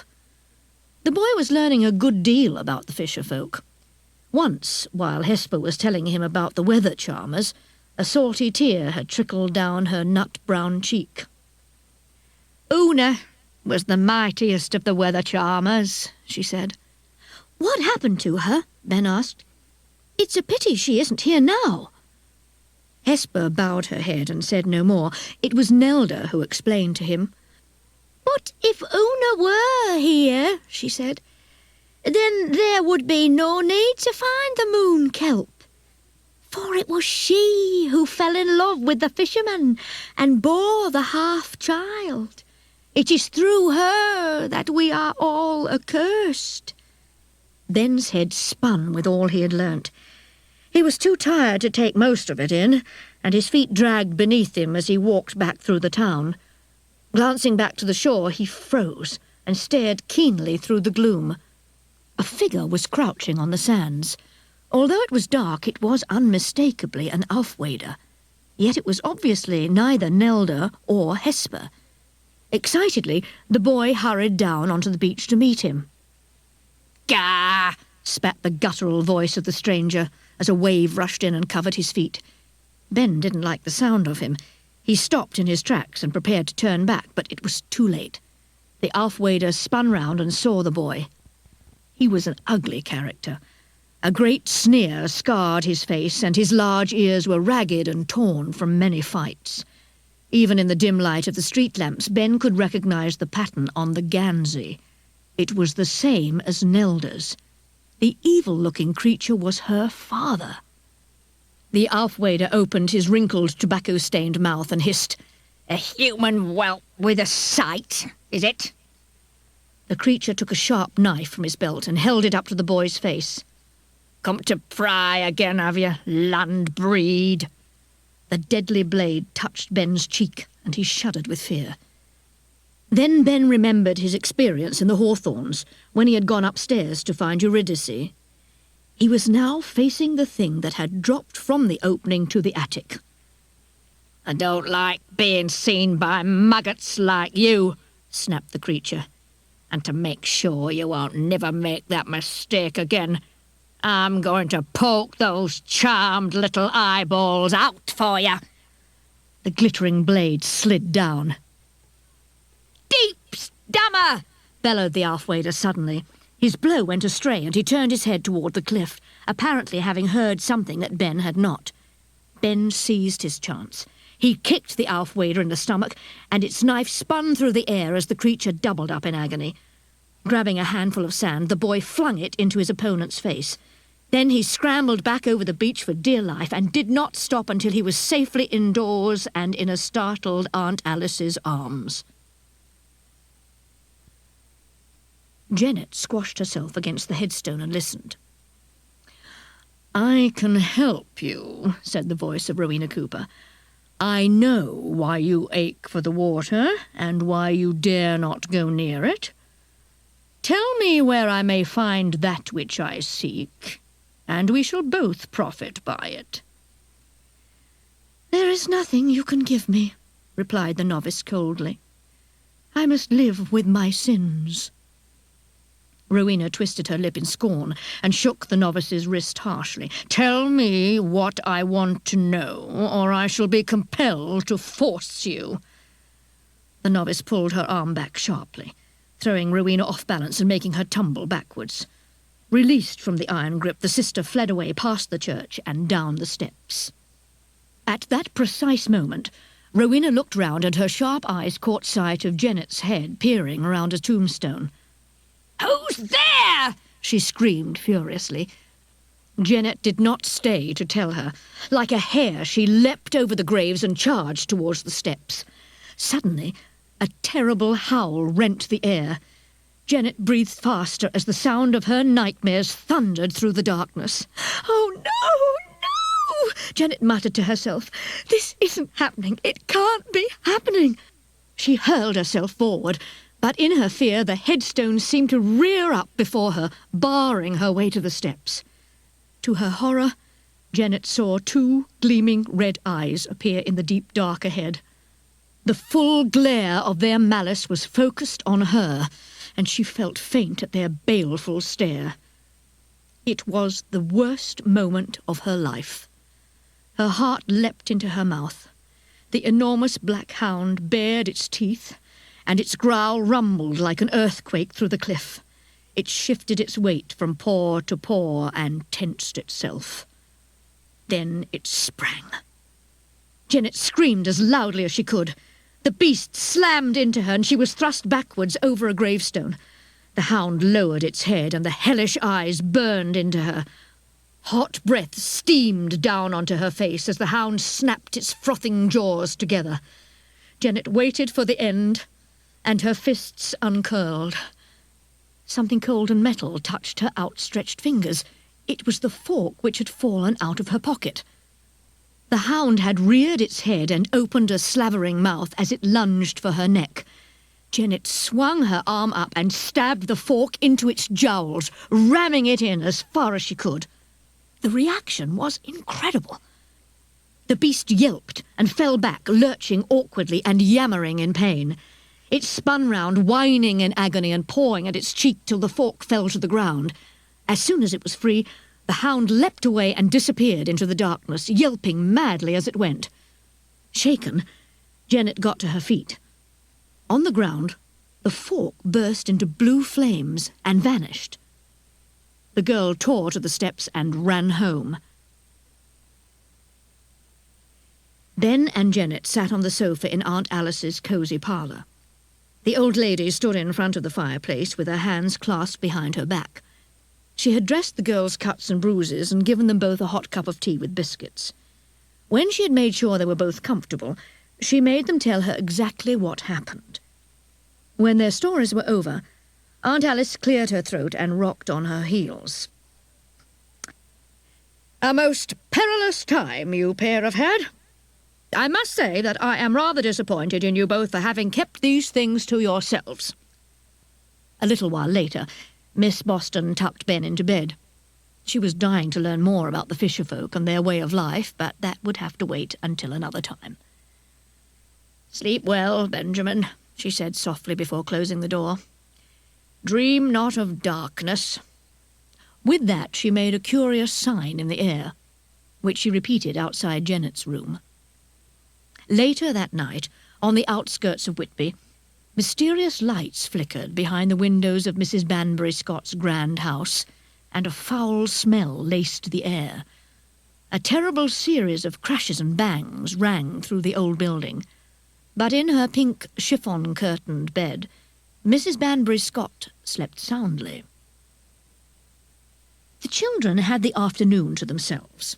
It was a bright, warm day, and Jennet was glad to feel the sun on her face. The dark horrors of the night seemed an age away. She and Ben were together in Whitby, and that was all that mattered. They went together to visit the lifeboat museum. It was contained in one large room. Ben moved round the cases. He longed to be able to make a model ship like one of these, and dawdled past each and every display. Just when he thought he had finished, something else grabbed his attention. The exhibit was like no other. It was a large stump of wood, which, when Ben drew closer, he could see had been carved. But the sculpture was an alarming piece of art. Drowning men floundered amid wooden waves, whilst above them a capsized lifeboat rode the churning sea. Ben shivered when he saw the terrified faces of the lifeboatmen. "'Tain't pretty, is it, lad?" said a voice. Ben turned round. A red-faced, stout man with white hair was standing behind him. "It shows the lifeboat disaster of 1861, said the stranger. He crouched down to the boy's level and pointed at the carved, curling waves. "It were a bit of February, and a raw gale had been blasting in nigh on a week. 3 times the lifeboat was launched that day, battling into the storm-mad waters, defying the devil's tempest. 3 times the lifeboat returned, safe with the rescued crews of the dying ships. In the afternoon, the schooner Merchant was hurled ashore. Tired from their earlier valiant efforts, the lifeboatmen doggedly launched their rescue boat for the 4th time. The gale ravaged down and the sea rose against them. 2 great waves collided beneath the boat, overturning it and throwing the crew into the seething waters." The man put his hand on Ben's shoulder and whispered somberly. "Of 13 souls that set out in that lifeboat, only 1 came back." Ben thought how horrible it must be to feel the freezing water fill your ears and close over your head. He drew his breath in sharply. Jennet had been watching all of this. She smiled to herself and silently crept up behind her brother. "Boo!" she shouted. Ben jumped. "That's not funny," he yelled. "Just you wait till I catch you." Jennet ran laughing out of the museum. Miss Boston sat back in the pew and closed her hymn book. Jerusalem had always been a favourite of Prudence's. She wiped a tear from her eye and bowed her head in silent prayer. "Oh," whined Mrs. Banbury Scott. "It's too much. I just can't bear it." She put a hand to her chest and her lips trembled. It had been a dreadful day for her, starting with waking up from that unpleasantly heavy sleep and discovering that her house had been ransacked. She did not feel at all well. The stress was tremendous, and her face looked ill even through the thick layers of makeup. Rowena Cooper bent her head and pretended to mourn for Prudence Joyster. She even managed to squeeze out a solitary tear. For the first time that afternoon, Miss Boston managed to get a good look at the woman. She rubbed her eyes and looked again. On Rowena's cheek, something was faintly shimmering. Miss Boston squinted at the hazy blur, which seemed to be some sort of scar. She sucked her teeth and nodded to herself. That was no ordinary mark, and she knew that nobody else present would be able to see it. "Help!" croaked Mrs. Banbury Scott, throwing off her furs and bending double with pain. "Dora!" cried Rowena smartly. "What is it?" "Let me through! Let me through!" called Dr. Adams. Everyone watched him ease the fat woman onto the floor, where he banged her chest with his fists. Aunt Alice shook her head in disbelief as Mrs. Banbury Scott gasped like a fish out of water. An expression of genuine concern crossed Rowena's face, but that was soon dispelled when Dr. Adams raised his head and said slowly, "I'm sorry, she's gone." A week had passed since the sudden death of Mrs. Banbury Scott. She had no relatives, so the bulk of her estate was to be divided among the various charities she was fond of. What surprised most people, though, was that she had left her house and its entire contents to Rowena Cooper. Miss Boston felt useless. First Prudence, and now Dora. She was sure that Rowena had had a hand in both deaths. "Oh, if only I had proof of some sort," she grumbled. "But where am I to get it?" "I was wondering if I might have a word with one of the novices here," Miss Boston asked. "But of course," the Mother Superior replied. "That is, if I can find her. Which one is it?" Miss Boston gave an awkward cough. This was the difficult part. She had no idea who Jennet had seen on the cliff. "I believe you have a novice staying with you who is not of your order," she said. "Would I be right in assuming that she has not been here very long?" The nun pushed herself away from the desk and looked at the old lady warily. "Yes, there is one newly come amongst us," she answered in a cautious voice. "Sister Bridget. She is a timid and frightened creature," she continued softly. "I took her in because she needed my help. She has always needed our help." "Always? Has she been here before?" asked Miss Boston. "Sister Bridget once lived in this convent, though long before I came here." "But you've been here for 40 years, Miss Boston exclaimed. "Yes," smiled the small, bespectacled woman, "but our records mention her.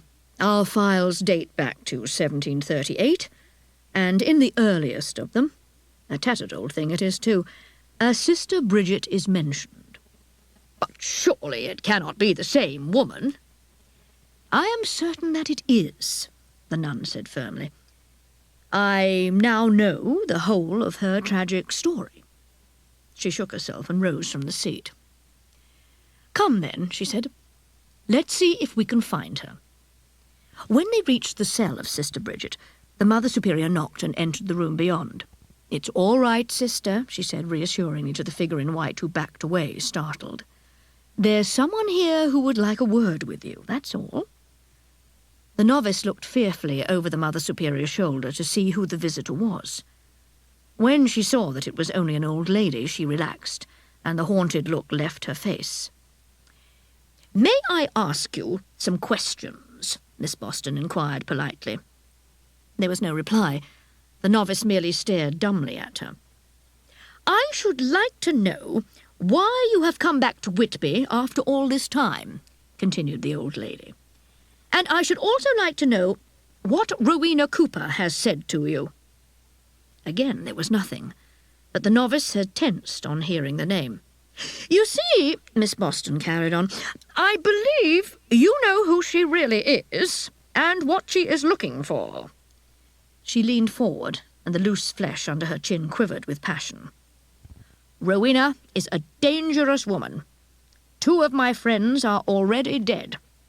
If there is anything you can tell me which will prove her guilt, you cannot withhold it.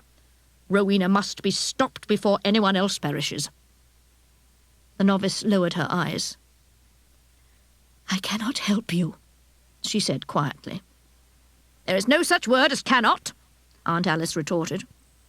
"I hope you can live with yourself when all is done." Miss Droon became aware of a faint scratching sound. It was coming from the front door, and with a scowl she strode into the hall. She knew exactly what the sound was. She opened the door, and sure enough, there was Eurydice. "You wicked thing," Tilly Droon exclaimed. "Just where have you been?" The cat darted between her feet and ran into the sitting room. She was carrying something in her mouth. Got you, you little madam, said Miss Droon, reaching for her. But then she noticed the strange object that had fallen to the floor. What's this? She murmured, stooping to pick it up. Eurydice's trophy was extremely unusual. It appeared to be a weirdly shaped piece of wood and parchment that had been dipped in wax at one end and set in a small pewter holder at the other. "Where did you find this, you naughty girl?" demanded Tilly Droon. Of course there was no answer. Suddenly Tilly gave a little shriek. "Did you go to Mrs. Cooper's house this afternoon? Is that where you got it? Oh, I must take this back to Mrs. Cooper at once. Maybe I should offer to pay for it. I hope it wasn't too expensive." Wearing her dark blue cat-haired sweater, Miss Droon ran out of the house and made for the 199 steps. The Hawthorns looked blank and dreary as she approached. She pattered round to the kitchen door and knocked loudly, waited for a minute or so and then knocked again. She took the object out from beneath her sweater and tutted at the fluff which was now stuck to it. Expecting Rowena Cooper to open the door at any moment, she began picking the fluff off it. Then it happened. As she stuck her nails into the wax to remove a stubborn, hairy bundle, she pulled too hard. There was a brittle snap, and a large fragment flew over the garden fence. "Blast!" she yelped. "What have I done?" She brought the thing up to her face and lifted the black-rimmed spectacles off her nose to get a better look at the damage. Tilly nearly screamed as she recognised the foul thing in her hand. The object Eurydice had brought out of Rowena Cooper's house was the stolen hand of glory. There was very little of it left. Most of the fingers were missing, and it was almost unrecognisable. With a sickening shock, Miss Droon realised that it must have been used. She remembered how Mrs. Banbury Scott's house had been ransacked the night before her death. No one had heard a thing, and this grizzly charm was the reason why.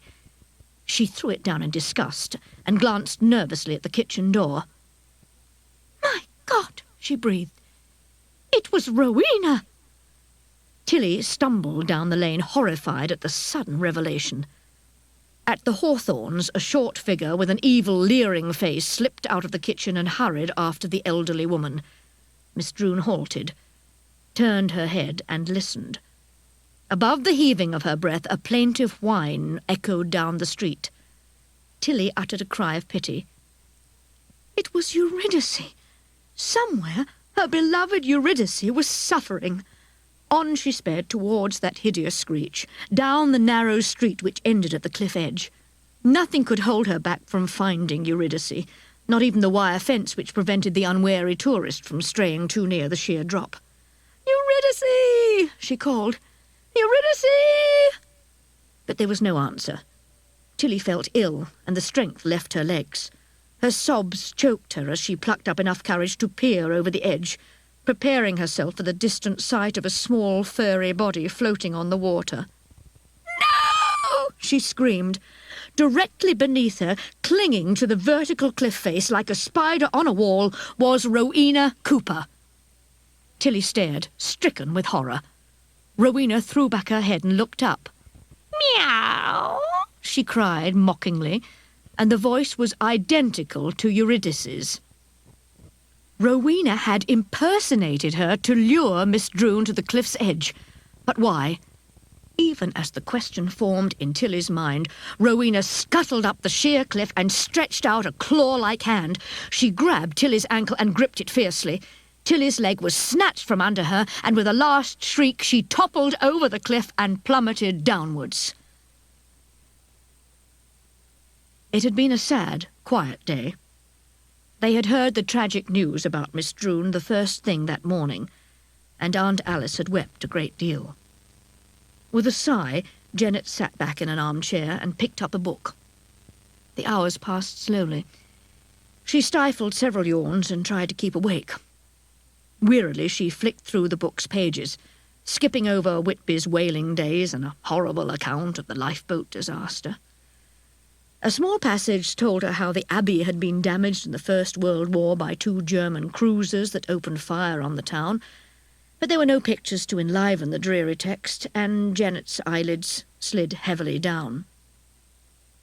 Then, with a jolt, she snapped awake. She looked at the grandfather clock. She had been asleep for nearly 2 hours. She ran up to Ben's bedroom and flung open the door. It was empty. He must have gone out when I was asleep, she told herself. Just wait till I catch him. Jennet charged down the stairs, plucked her coat off the hanger, and dashed out of the front door. What if her brother had met that evil Aufwader again? She raised her head to look at the floodlit ruins of the abbey and the squat shape of the church. Then she blinked and looked again. In the cemetery stood a shining white figure whose robes blazed like flames. Sister Bridget was deliberately standing in front of the arc lights. The distant, radiant figure stretched out her arms. "She's beckoning to me," Jennet murmured in astonishment. "Perhaps she knows what happened to Ben." Jennet tried to forget the terror she had felt the last time she had gone to the churchyard in the dark, but the image of the hound as it pounced on her was ingrained in her mind, and the nearer she drew to the 199 steps, the clearer the memory became. "Where's the fire?" demanded a voice. The girl turned round, and there was Aunt Alice. Jennet was so relieved to see her that she threw her arms about the old lady's neck. "Ben's missing," she said quickly. "I looked for him, and then I saw the novice. She was standing right in front of the lights, and I'd swear she was beckoning to me." Miss Boston frowned and looked up the steps. "Most peculiar," she said. "I wonder if she has changed her mind. Come, let us see if she can throw any light on Benjamin's whereabouts." Sister Bridget was looking straight at them. Her hands were clasped tightly before her, and the look of worry on her face lifted only momentarily at the sight of them. "I must talk with you," Sister Bridget told them urgently. "Do I take it that you have changed your mind?" asked Miss Boston. The sister nodded. "You were right. Forgive me. When I heard about the death of your friend, I knew I could keep silent no longer. Beware of Rowena Cooper.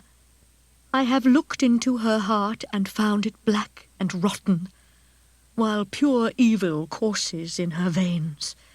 She has transcended her human flesh and surrendered humanity to the powers of the dark." Aunt Alice touched Sister Bridget's downcast face and asked, "How long have you hidden yourself away, little one? How many years have you wept alone? A convent is no place for a child to grow up. What a wretched life you have led." A tear sparkled on the novice's cheek, and she hastily wiped it away. "Then you do know my history," she said. "Who told you?" "Well, I confess that Benjamin told me some of it. I guessed the rest." "Benjamin?" repeated Sister Bridget. "That is the boy's name. He searches with the Aufwaders along the shore, does he not? He consorts freely with the fisher-folk now. Was all my suffering in vain?" Jennet did not understand. Did Sister Bridget have the sight, too? "What do you know about my brother?" she asked. "Have you seen him tonight? Is he with those things again?" The corners of Sister Bridget's mouth twitched into a slight smile. "I do not know where your brother is," she said, "but the time has come to cast aside all pretense."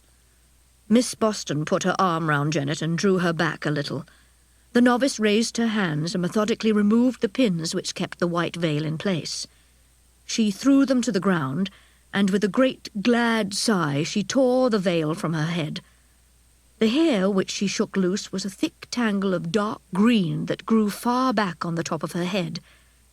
She swept the heavy seaweed-like hanks over her shoulders, and as she did so, Jennet saw the scales behind her scalloped ears glisten in the moonlight. You're not human," she stammered. "I stand before you the first and last of my kind," Bridget told her. "My father was a fisherman, a good soul, yet cursed with the sight. Cursed because it ruined his life. He saw and fell in love with an Aufwader, and together they defied the wishes of the lords of the deep. She turned and stared out to the calm black sea. I was the result of their union, she said. The sin of my parents was borne out in me. A freak of nature I am, a hideous crossbreed that should never have been allowed to draw breath. Well, I think you look marvellous, piped up Aunt Alice, unable to conceal her enthusiasm any longer. The novice shrugged.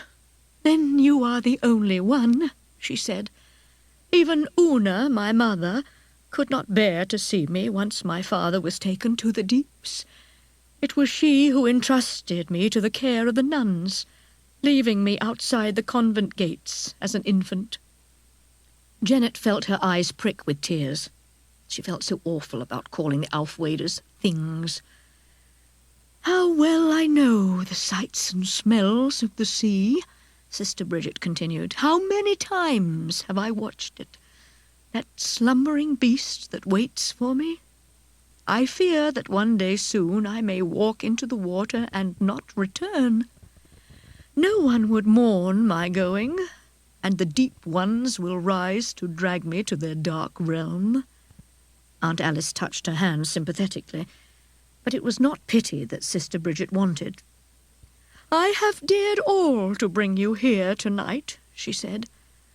Now that I have surrendered my secret, the number of my days is short.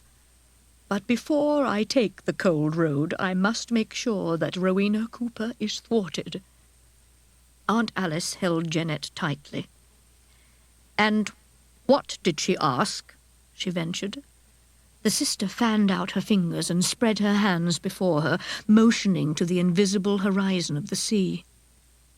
She seeks the moon kelp, she answered simply.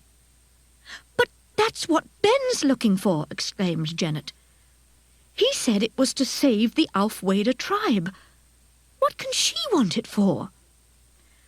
The moon kelp is a great treasure, returned Sister Bridget. The lords of the deep would pay anything in their power to get it back. Rowena undoubtedly has a deadlier prize in mind than the lifting of the mother's curse. Miss Boston peered at the novice with twinkling eyes. Quietly she said, You know when and where it will bloom, don't you? Yes, she said. See how the moon rides full in the sky. Soon it will be at its height, and then we must be ready. The treasure of the deep ones blooms tonight. For a moment, Jennet and Miss Boston were speechless. Tonight, the old lady repeated eventually.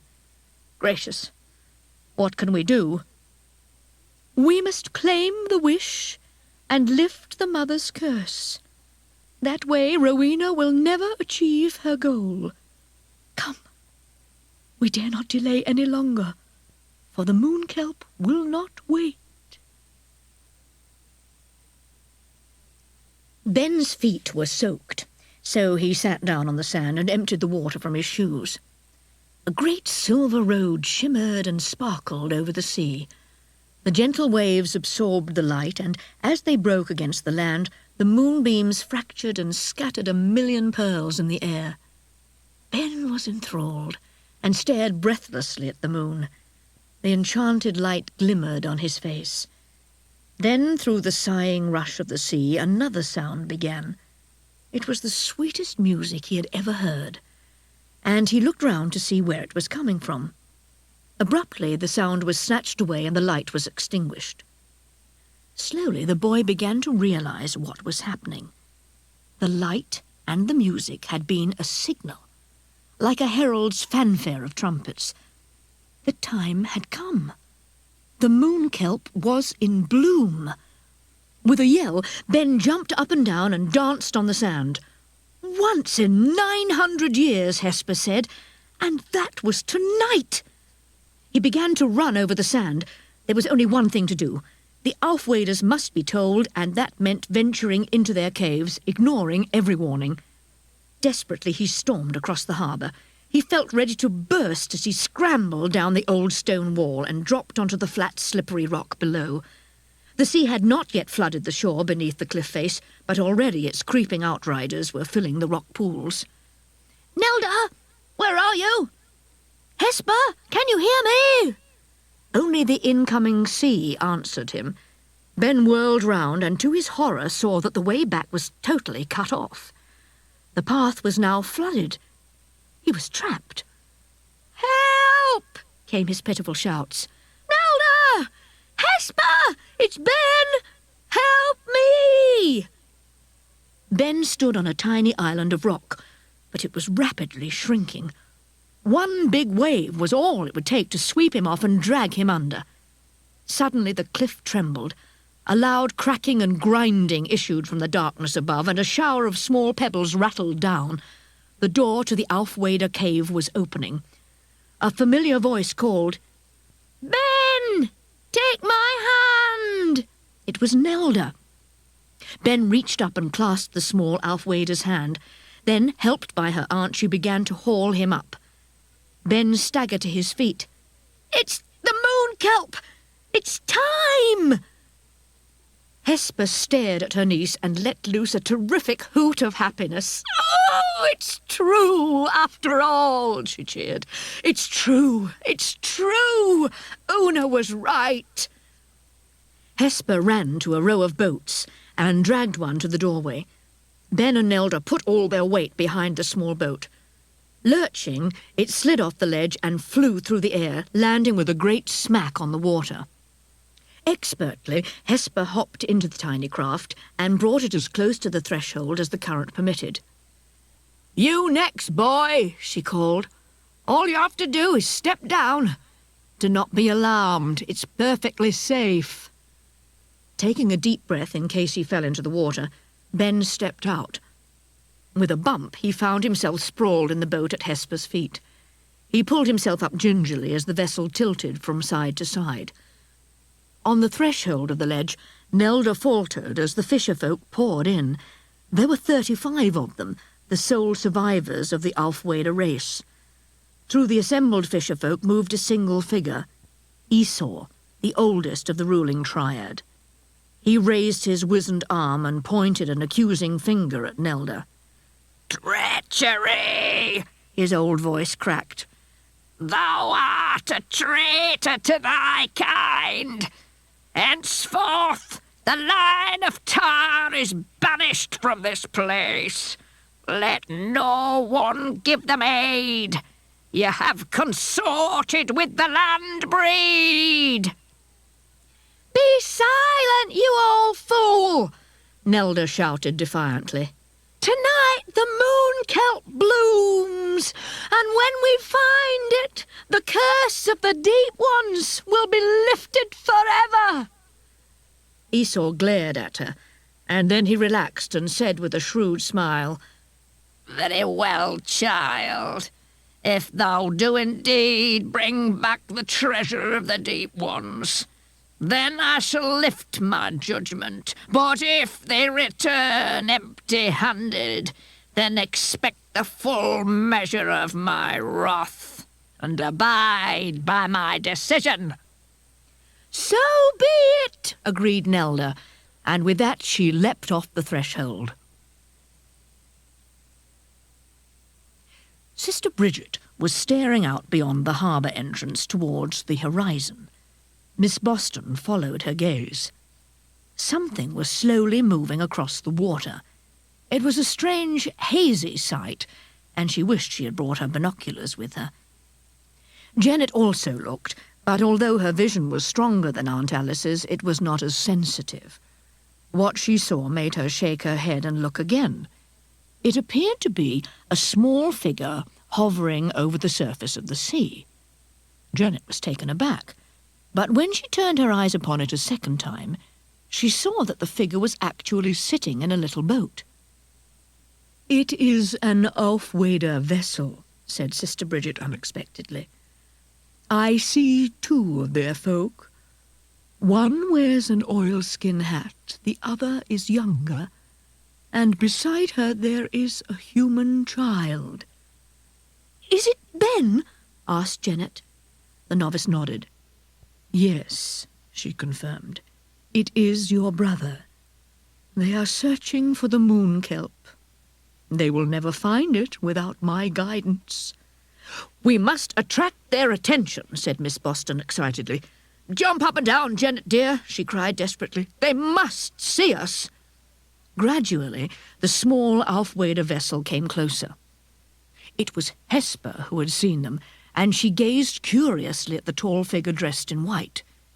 Jennet had watched the approaching boat with mounting concern. The poor girl could not see the Aufwaders at all. The only things real to her were Ben and the boat. She had no idea how the vessel was being steered or how the oars moved through the water. Her brother looked up and waved at her cheerfully. "Just you wait," she muttered under her breath. "I'll teach you to run off like that." Nelda looked at the novice and immediately saw the faint shimmering aura that surrounded her. Confused, she turned to her aunt for an answer to this riddle. "Behold the daughter of Una," Hesper announced. The oars dipped into the sea, and swiftly Nelda brought the boat alongside the pier. "Delighted to meet you," chatted Miss Boston as Hesper climbed up beside her. "Only an hour remains," said Sister Bridget. "I must take your place in the boat." She brushed past Hesper and began to climb down the ladder, glancing at the deep water and shuddering. Nelda and Ben stared at her in surprise. "Are you really the daughter of Una?" asked Nelda. "For my sins," she returned solemnly. "Now hold the craft steady and make room for me. Hurry, child. I shall be your guide now." Nelda put the oars into the water and struggled to pull away from the pier. Hesper stamped her foot with irritation. "All this time I've wandered the shores to find it," she snorted. "Now I shall never see the moon kelp." They watched the little craft move away, so engrossed that they failed to hear the footsteps which approached from behind. And that is the end of Side 3. The woman was dressed in black robes, which were tied round her middle by a thick purple cord. On a chain round her neck she wore a 5-pointed star that gleamed against the midnight material. "I do believe that Mrs. Cooper is showing her true colours at last. What do you think, Jennet? A little too crude for my taste, perhaps, but then what can one expect from a black witch?" said Miss Boston. "A witch?" repeated Jennet, and she gaped at Rowena. Miss Boston folded her arms. "Oh, yes," she said. "Mrs. Cooper, though I doubt if that is her real name, has been using her treacherous arts from the moment she arrived." Rowena sneered at her and moved a little closer. She was now effectively blocking the way back, and they were caught between her and the end of the pier. She glared at the horizon, the boat now only a small speck upon it, and tossed her head with anger. "They are out of your reach now," smiled Miss Boston blithely. Rowena hissed venomously at her. "You old crone! I'm not defeated yet. Gull!" she shrieked. "Come here, Gull!" Hesper clutched her hat anxiously. With wide eyes she watched as a short figure hurried along the pier towards them. It was the leering, dark Aufwader. Knife in hand, he ran to Rowena's side and licked his brown teeth. He shot a despising glance at Hesper and wiped his nose on his sleeve. Hesper's heart grew cold. "Hello, Silas," she said eventually.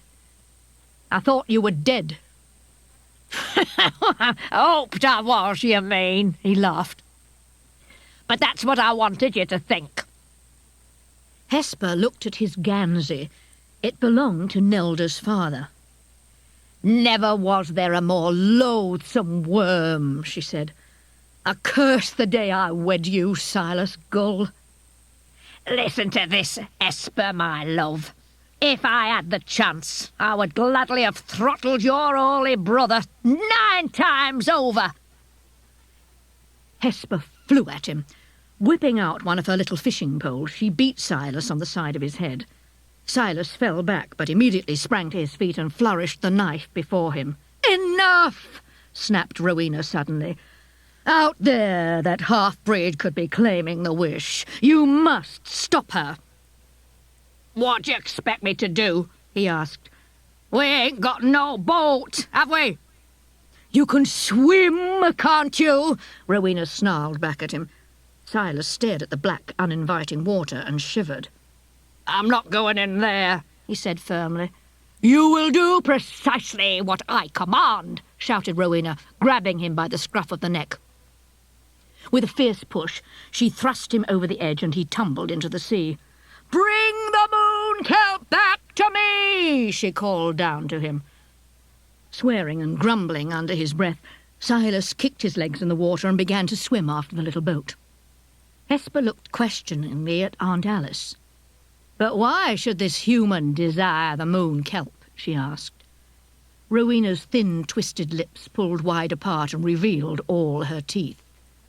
"The moon kelp is not my goal," she told them. "Once I return the wretched moon kelp to the lords of the deep, I shall have it. The power to control and destroy will be mine alone to wield.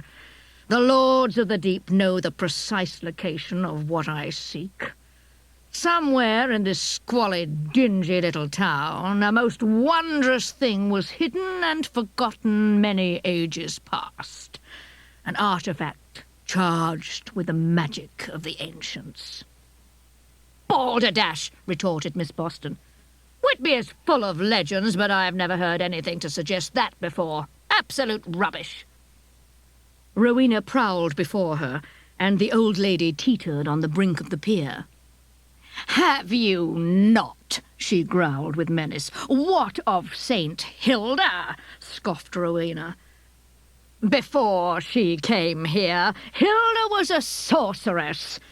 If she had not found your god, she could have ruled absolutely with the power that she possessed."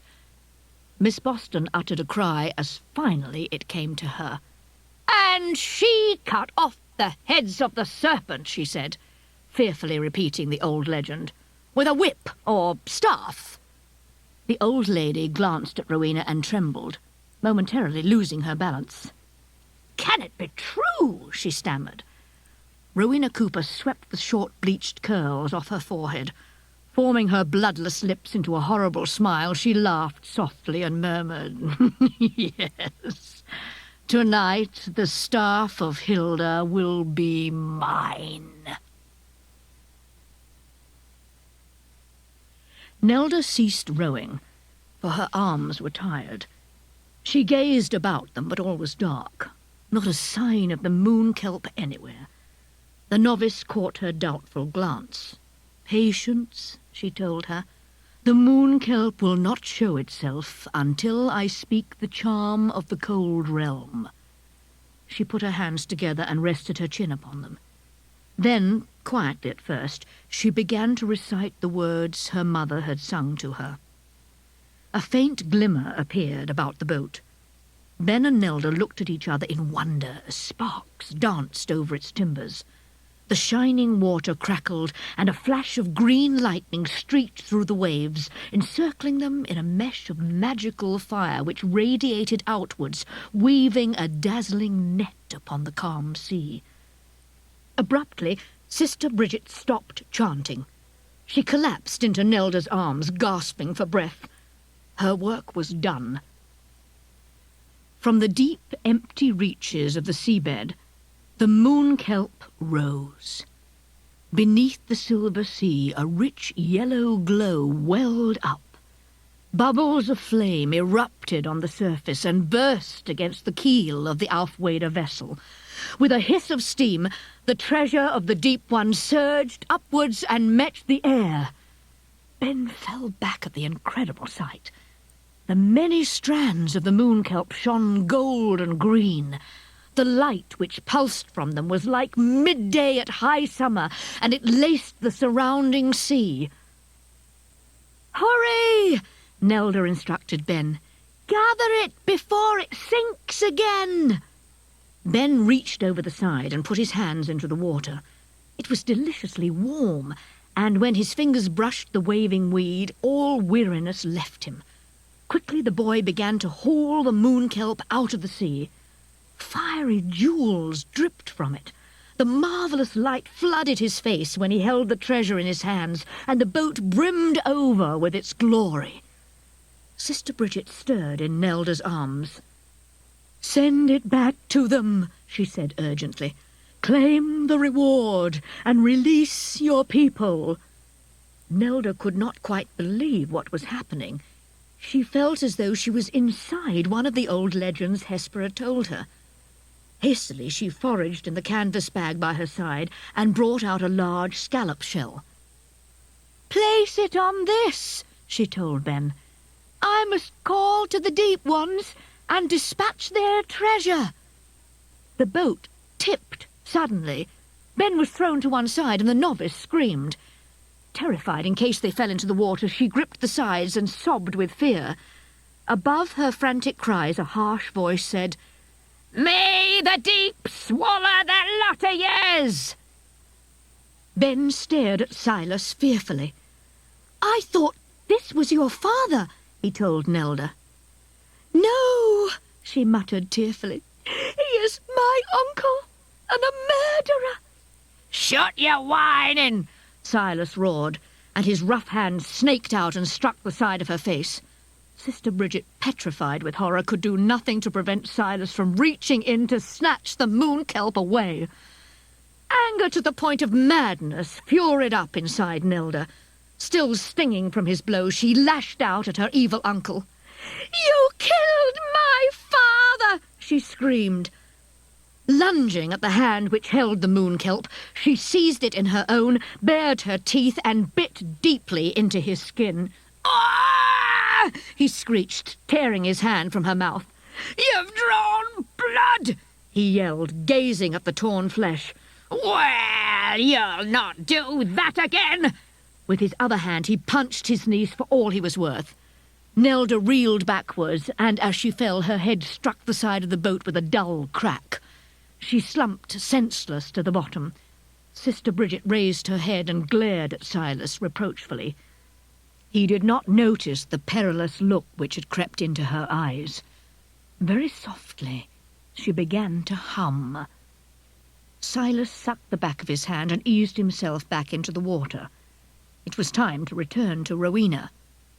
Keeping the glowing moon kelp over his head, Silas pushed himself away from the boat and began swimming to the far shore. Almost imperceptibly, words began to creep into Sister Bridget's tune. It grew stronger until she was singing loud and defiantly. Suddenly the melody changed. The tone became harsh and prickled the hairs on Ben's neck. The wind now blew in strong gusts that whipped the waves and crowned them with foam. The boat spun round as the breakers smashed into its side. Ben stared at Sister Bridget. Somehow she was responsible for this. The waves swelled all the more. Huge volumes of water reared up and raged towards Silas. The Aufwader cried out, but his voice was lost amid the tumult as the hammering waves swept him up, then hurled him down again. Silas sought to keep afloat with the moon kelp above his head. With one final shriek that seemed to madden the wild blasting gale, Sister Bridget stopped. "Take the oars!" she shouted to Ben. "You have to row to him!" They rowed the boiling sea, skimming bravely between the steep water valleys, gaining with every dreadful moment upon the toiling figure of Silas. Sister Bridget stretched out her hand. "I have it!" she shouted as her fingers closed about the moon kelp in Silas's clutches. She sat back in the boat and waved the shining treasure over her head. "At last!" she cried triumphantly. Ben cheered with relief. But he turned guiltily to the Aufwader still struggling in the water. "Help!" spluttered Silas. "I'm drowning!" Ben glanced at the novice. "We can't leave him," he said. Sister Bridget looked at the boat uncertainly. It wasn't big enough for 4 of them. Silas would just have to hang on to the side. "Here," she said to the boy, "take the moon kelp. I shall pull him from the water." Silas waved his arms in panic. "Save me!" he gargled. "I'm done for!" "Take my hand!" called the novice, stretching out as far as she dared. Silas reached up and grabbed the offered hand. "Gotcha now, half-breed!" he snarled, dropping the pretense.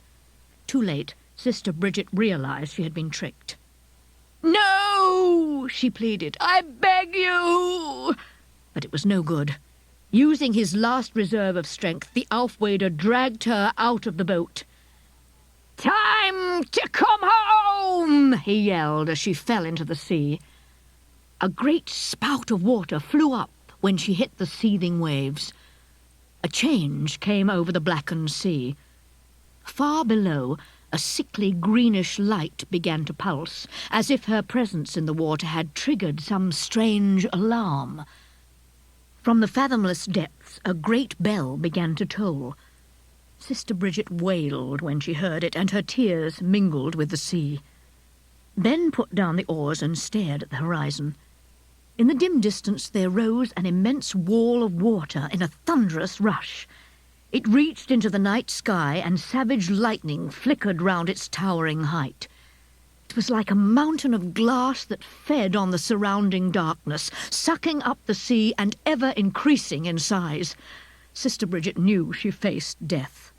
All those years of cringing from the world were finally over. The wrathful lords of the deep had found her, just as they had found her father, and they had come to claim her. It was the end of everything. She sobbed hopelessly. Had it all been for nothing? Silas swung one leg over the side of the boat, but the other leg refused to follow. In fact, it pulled him down again. Below him, Sister Bridget laughed. It was a terrible sound, filled with doom and despair. Her hands were fastened about his ankle, and she held on tenaciously. "Come, stunted one," she cried. "Let me embrace you." Just as he had pulled her, she dragged Silas out of the boat. He fell into the water with a great howl of fear. With a fierce light in her eyes, Sister Bridget turned to Ben. "Row, fool!" she shrieked. "Row!" The boy snapped out of his terror and strained at the oars. The novice watched the boat pull away and dragged Silas in the opposite direction. The sheer wall of water towered above them, and within its ominous bulk he saw 3 shadowy figures. The lords of the deep wore crowns of glowing green stars. Their eyes were huge, lidless discs that glared down at Sister Bridget accusingly, and the hair, which cascaded from their bloated, coral-crusted heads, was like the branches of great trees. A deafening thunderclap issued from their mouths, and they revealed row upon row of sharp, jagged teeth. "Take the cold road with me, Silas Gull," the novice hissed in his ear. "Let them drag us down together." With terrible violence, the deep ones smashed down on them. The sea convulsed at the impact, and shock waves sped inland and smote the cliffs of Whitby. The Aufwader boat was tossed like a matchstick on the water. On board, Ben clung to Nelda for dear life. In its ruin he had seen monstrous tentacles writhing and thrashing in the wake of the wave. For several minutes he lay shaking on the bottom of the boat. Then it was all over. The sea became calm, and when Ben peered over the side, it was as though nothing had happened. Only the empty sea met his gaze. There was no sign of Sister Bridget or Silas anywhere. On the pier, Aunt Alice squeezed Jennet's hand. They had all seen the terrible wave rise up, but had no idea what was happening. Then the sea flung itself upon the cliff, and fierce waves battered against the pier. Miss Boston took hold of Hesper, and with Jennet pushed past Rowena. They ran to the old lighthouse and clung to its rails as the waves crashed over the edge. While the spray foamed up over the stone, Rowena pressed her fingers to her temples. "I must see," she whispered. "I must know." Locking her muscles until they were rigid, she sent her thoughts flying over the water towards the Aufwader boat. There, Ben was standing in the craft, a brilliant thread of flame scorching upwards from the shell in his hands. The wish was his now. Rowena threw her arms wide and screwed up her face, summoning every ounce of power. "Channel through me, ye demons that feed off my soul," she cried. "Put my voice in his mouth. Let my word be his, for evil's sake." Nelda grunted. She touched the tender lump on her skull and winced. Very slowly her eyes fluttered open. The world was swirling, and strange voices echoed inside her head. She did not know where she was, but something bright was shining above her, and she blinked to bring everything into focus. The last sparks from the moon kelp drifted up from the shell in Ben's hands. And then she remembered. She realized that she had woken just in time, for the boy was about to lift the curse. At last her tribe would be able to grow, and children would be born again. But the smile froze on her mouth. Something was wrong. The boy looked ill. His face was drawn, and he swayed like one in a trance. "Hear me, ye lords of the deep and dark," he shouted in a voice that sounded forced and unfamiliar. "Reveal unto Rowena Cooper the precise location of Hilda's staff." The shell fell from his hands.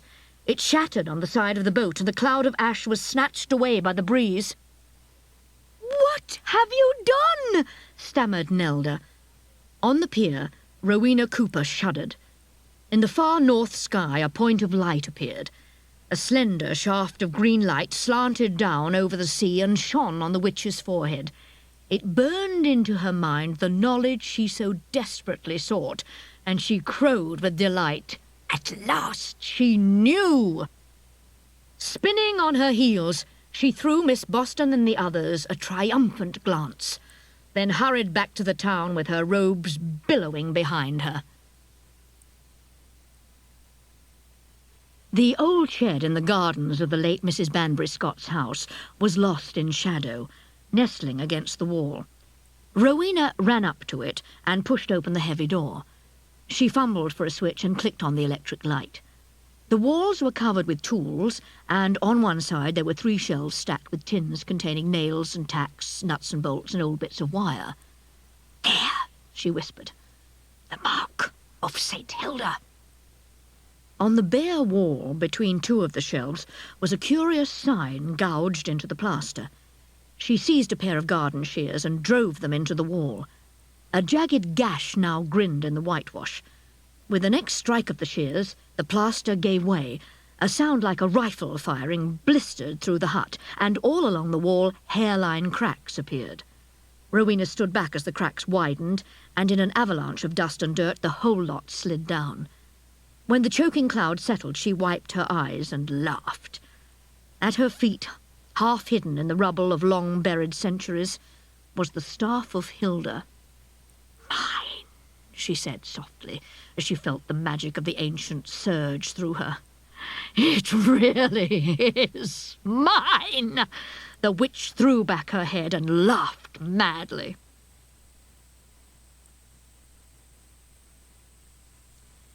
The Aufwader vessel bumped against the side of the pier, and Nelda slowly rowed to the iron rungs.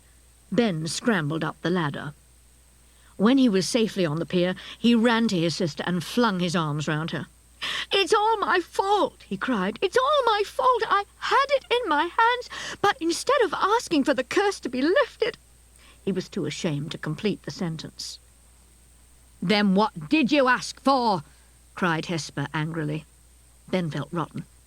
"I'm not really sure," he mumbled feebly. Not sure? shouted Hesper. How can you be not sure? Are you a total simpleton, boy? The moon kelp was our only chance. Have you doomed us to extinction, human? Miss Boston covered her face. Of course, she groaned. Rowena, I thought she looked too happy. Ben was a victim of her devilish arts.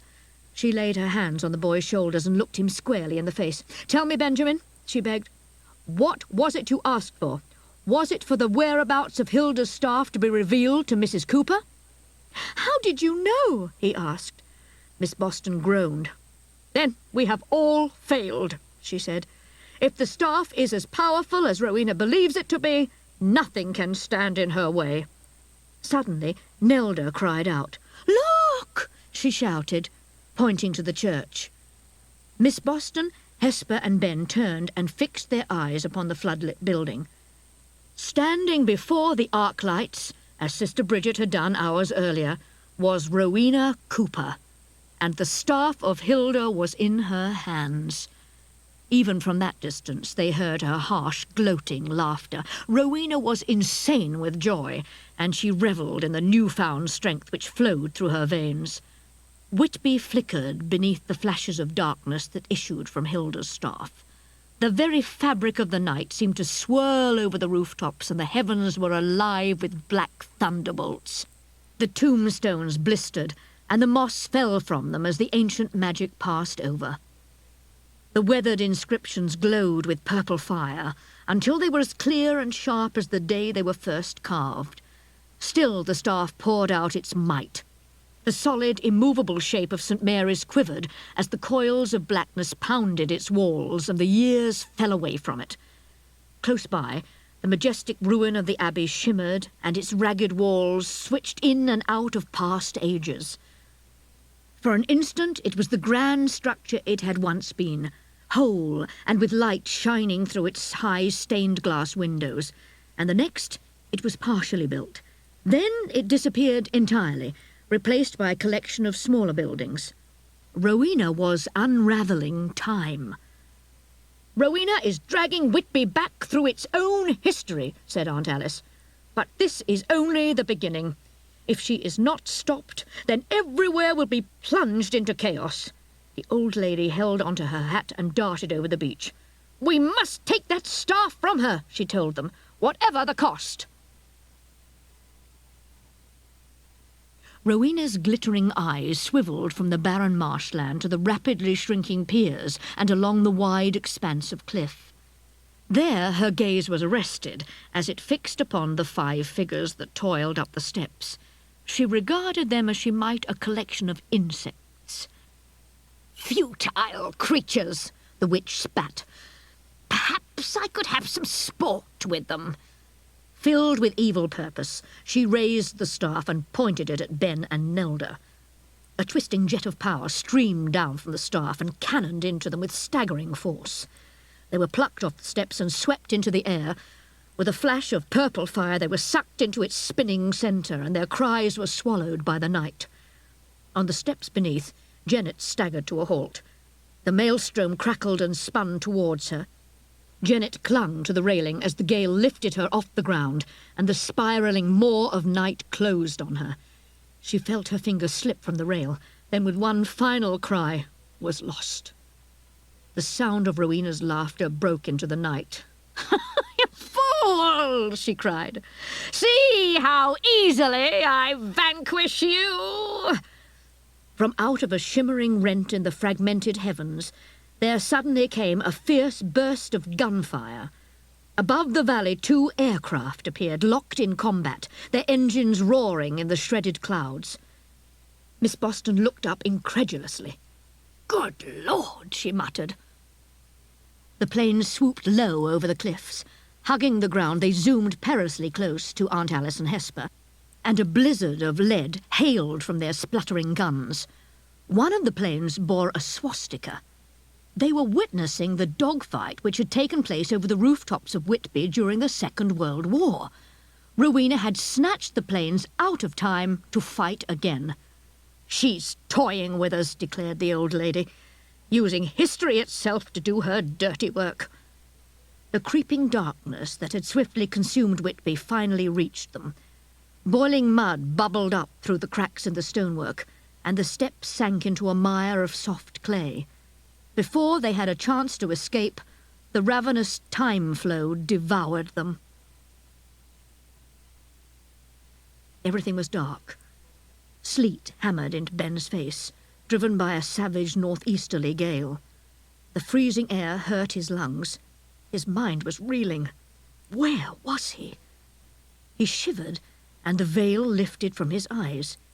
He was sitting in a lifeboat, which was crashing through the sea, and huge grey waves were smashing over its bow.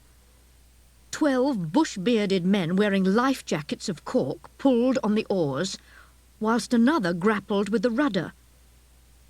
"Ben!" a voice called. "What's happening?"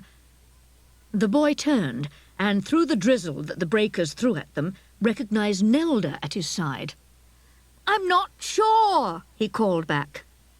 "You there!" bawled the coxswain suddenly, and Ben whipped around, but the man seemed to look straight through them. "Henry Freeman, pull your weight! Want them folk to die on that schooner?" Nelda held on to Ben and stared ahead as the boat smashed into the towering ice-capped waves. They were making for a ship that had been driven ashore, but the surf was treacherous. "Nelda!" Ben yelled. "What's the name of that ship?" She stared at him for a second, then shielded her eyes from the constant battering spray. "It's called Merchant," she told him. "What does that signify?" Then the boy knew exactly what was going to happen, for he had been told the whole story before. Rowena had sent them back to the lifeboat disaster of 1861, and all but one of these men was going to die. Ben was too terrified to look at them. With the seawater flattening the oilskin hats against their skulls and their faces drenched and pinched with cold, the lifeboatmen seemed drowned already. Ben clutched Nelda's frozen hand and waited, with his round eyes defying the smarting spray. Now they, too, were part of this nightmare. The storm-mad sea charged at them. With a terrible crash, 2 waves smashed into one another, and the lifeboat was hurled into the air upon a massive spout of water. This time, 15 souls were cast into the freezing brine, their cries smothered by the tumult. Overwhelmed by the mountainous waves, Ben could not remain afloat. The sleet-covered sea filled his mouth and poured into his ears. Swiftly he sank beneath the surface, and his frantic thrashings grew weaker, until he moved no more. "Ben!"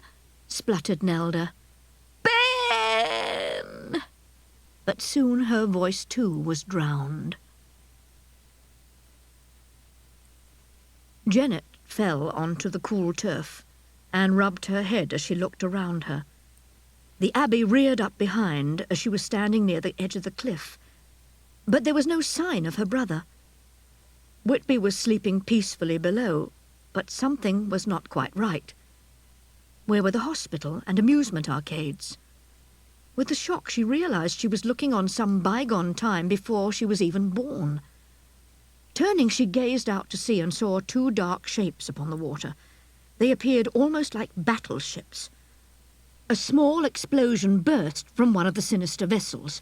Overhead, something whistled through the darkness, and suddenly the cliff-top was ablaze with flame.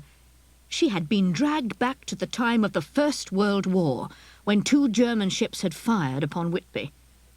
The air seemed violently alive as the bombarding shells exploded around her, and Jennet crawled over the ground in an attempt to get under cover. As she passed under the tall arches of the abbey, with a deafening blast, one of the mortars struck the west wall and the stones flew apart. The place Jennet had chosen to shelter behind was blown out of existence. Shrieks of death stabbed into the gloom, and a Viking dragon boat rammed onto the beach. Brandishing fiery torches, the raiders jumped ashore, spears and swords flashing in their hands. Panic and fear filled the air. Out of the small buildings, women and children poured. "To the abbey!" they called to one another. On the slope of the cliff, Miss Boston and Hesper slithered in the soft clay. Harsh war cries resounded in their ears, and they looked fearfully on the burning settlement below. "We must not linger here," Hesper said urgently. "Listen to those screams. They are the sounds of death." Up on the cliff top, Hesper saw the Anglo-Saxon abbey with the smaller monastery buildings clustered round it. This abbey was not as tall as the later one, but a proud and noble structure nonetheless. Hidden in the deep shadows, a solitary figure watched and waited. "Will these folk be safe in here?" Hesper asked Miss Boston. "No. The Norsemen have no respect for the church. They will chase those poor people up here and kill them. Then the abbey will be robbed of its treasures and razed to the ground. I'm afraid we are an extremely barbaric species." "Come!" cried Hesper. "We must run! A spear does not have to see its target to slay it." At that moment the villagers were upon them, and so wildly were they driven by their fear that the frenzied rush of their bodies swept the Aufwader and Miss Boston with them up the cliff. "Hesper!" called Aunt Alice as she tried to drag herself out of the panicking crowd. "Hurry! We must go the other way! Don't let them carry you to the abbey! It's too dangerous there!" Finally, Aunt Alice broke free of the crazed villagers. She scurried and skidded to the right, out of the pursuing invaders' path. Sliding through the mire, she ran for cover. In terror, Hesper saw the Norsemen raging nearer, storming with their axes and swords raised towards the abbey entrance. She was caught in the middle. "Run!" cried Aunt Alice. Hesper hitched up her lifebelt, which had fallen around her ankles, and dodged out of the way just as the fury of the Danes crashed through the doors of the abbey. The oak splintered before them, and they lunged inside. Hesper scampered down the slope to Miss Boston. She was nearly there when a faint noise brought her to a halt. A child's voice was whimpering. She spun round and saw a figure lying face down in the mud. It was a boy about 4 years old. Hesper rushed hastily to the child and turned him over. He groaned and opened a bleary eye. "I know that you cannot hear me," the Aufwader said, "but you must not remain here. Go hide till the danger passes." Stooping low, she slid her hands under his shoulders and hauled him to his feet. The boy stared about him, too awestruck to utter a single word. It was as if the angels were lifting him. An infuriating roar came from the abbey behind, and Hesper whirled round to see a tall, red-haired man draw back his spear, his sight fixed on the escaping child. "No!" Hesper screamed and ran forward. Not caring for her own safety, she darted between the Viking and the boy. The spear hurtled from the Viking's grasp and plunged into the Aufwader's chest, throwing her down. The Dane spat on the floor with disgust. That was a bad spear. It did not fly straight and true, so let it rot in the ground where it had fallen. Miss Boston stumbled over to the wounded Aufwader. The weapon had gone right through her and was embedded in the soil beneath. The old lady knelt beside her in the reddening mud and gently lifted her head. "Did the child get away?" Hesper asked. Miss Boston nodded, the tears trickling down her wrinkled face. "Good. It is fitting that I gave my life for one so young," Hesper whispered. "Weep not for me. My troubles are ended. Save your sorrow for your own kind." Her voice grew weaker, and her features twisted in agony. The Aufwader closed her eyes and died in Miss Boston's arms. "Don't waste your grief on that," sneered Rowena contemptuously. Aunt Alice glared up at her. Never had she been moved to such anger and outrage. She sprang and rushed at the witch, lashing out in spite of her fears. So fierce and unexpected was the attack that it took Rowena utterly by surprise. The old lady made a grab for the staff, but the witch recovered quickly. She bristled with wrath, and a vicious growl rumbled in her throat. Savagely, she leapt up and thrust Miss Boston aside. Aunt Alice was too old for physical combat, and she scolded herself crossly. "What do you think you're doing, wrestling at your age, Alice?" she wheezed. Your body's clapped out, so use your brains. Hag! Screeched Rowena. One command from me, and you will suffer untold torments. Oh, I do beg your pardon, Miss Boston rallied. I thought you'd already tried that. Sable lightning flashed from the staff, and Rowena shrieked with fury. You haven't seen 1,000th of my power, she snapped. The staff obeys no one now, scoffed Aunt Alice. It was made for Hilda alone to wield, but even she became afraid to use it. That is why she had to hide the thing. It started to take over. Rowena's confidence was not shaken. Don't be absurd, she laughed.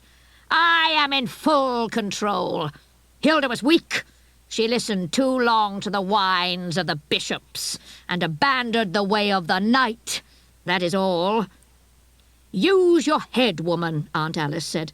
If that were true, then Hilda would have had the staff destroyed. The staff is invulnerable. It cannot be broken.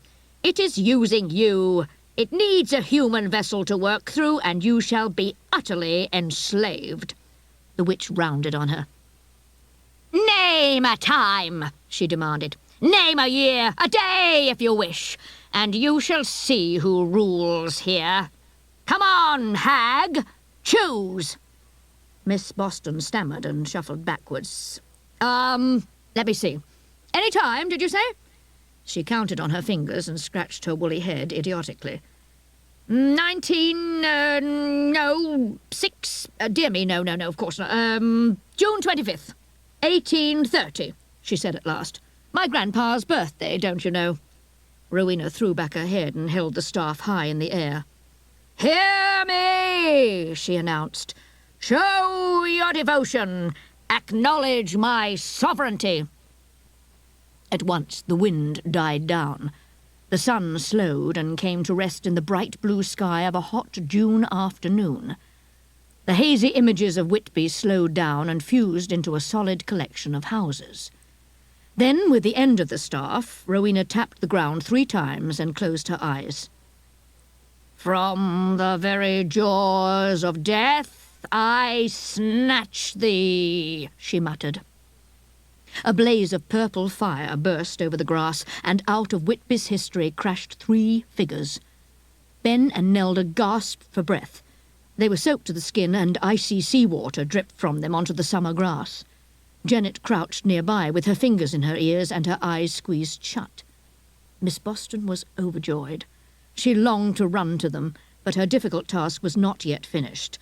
Her eyes rolled cautiously up as she turned back to Rowena. A good 4 or 5 meters to go yet, she told herself quietly. The witch was glowing with satisfaction as she smugly gazed at the tranquil scene around them. See how wrong you were, she breathed. I have total command over absolutely everything. Yes, Aunt Alice mumbled. I rather think you have. The old lady wrung her hands and in a small, frightened voice asked, Rowena, what will you do with me now? Have mercy, I beg you. Very slowly she started to shuffle away through the high archway below the central tower. Rowena's hellish laughter rang round the abbey ruins as she summoned all her black powers, and the ancient stones shook around her. Only now! Do you understand? She howled. Look at me and die!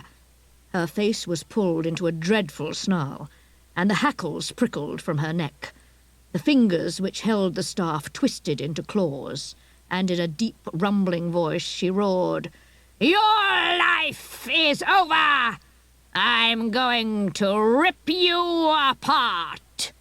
With her jaws slavering, the witch sprang at Miss Boston, but the old lady was not as cowed as she pretended to be. She stepped nimbly aside, and, as the terrible creature lunged, she gave it a mighty stab with her hatpin. Rowena howled and yammered, but then she turned again on her prey. Miss Boston looked hurriedly at the vaulted ceiling above. Why was it taking so long? Rowena prowled towards her, half woman, half hound. A stone rattled down and bounced over the ground by her feet, but the witch ignored it. As the fiery eyes blazed malevolently at her, Miss Boston bellowed, "I've waited long to do this!" and punched the witch for all she was worth. The blow had little effect, but that little was enough. Rowena stared at her, not believing the audacity of it.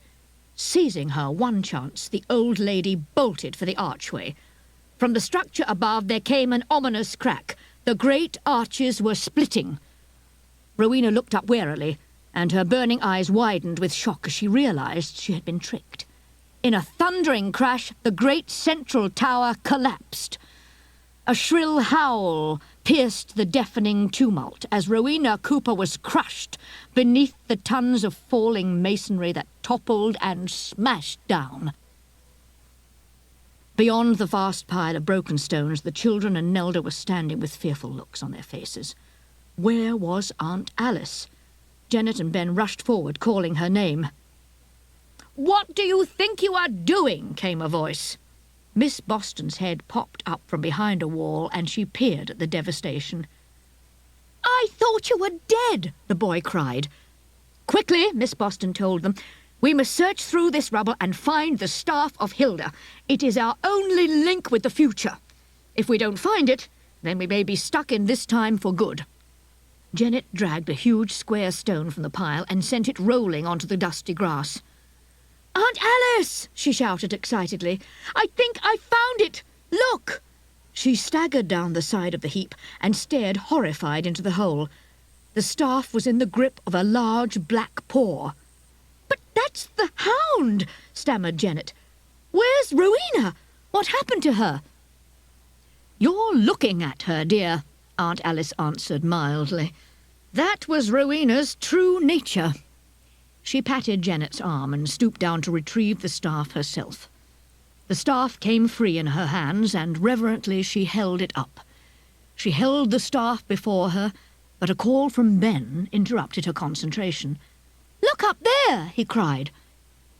In the east windows of the abbey, a white light shone. At first they thought it was only an illusion, but then the blurred shape took form, and the old lady gasped in wonder. "My word," murmured Miss Boston, and humbly bowed her head. Jennet shielded her eyes, but found that she could look into the light quite easily without it hurting. The girl blinked. For a second she thought she had seen the figure of a woman. Miss Boston lifted the staff and offered it to the dazzling vision. "Take it," she said respectfully. "It is too dangerous a thing for this world." Briefly the light welled up, and then was extinguished. Jennet gawped stupidly. Everywhere seemed dull and chill. Aunt Alice lowered her hands, which were empty. The staff had gone back to its rightful owner. "All is as it should be," she sighed. "Thank the Lord." "But how shall we get home without it?" asked Ben. The old lady chuckled. "Look about you, dear," she said. It was a grey September dawn, and the town was just waking. Cars lumbered down Church Street, and the fish market was about to start on the West Cliff.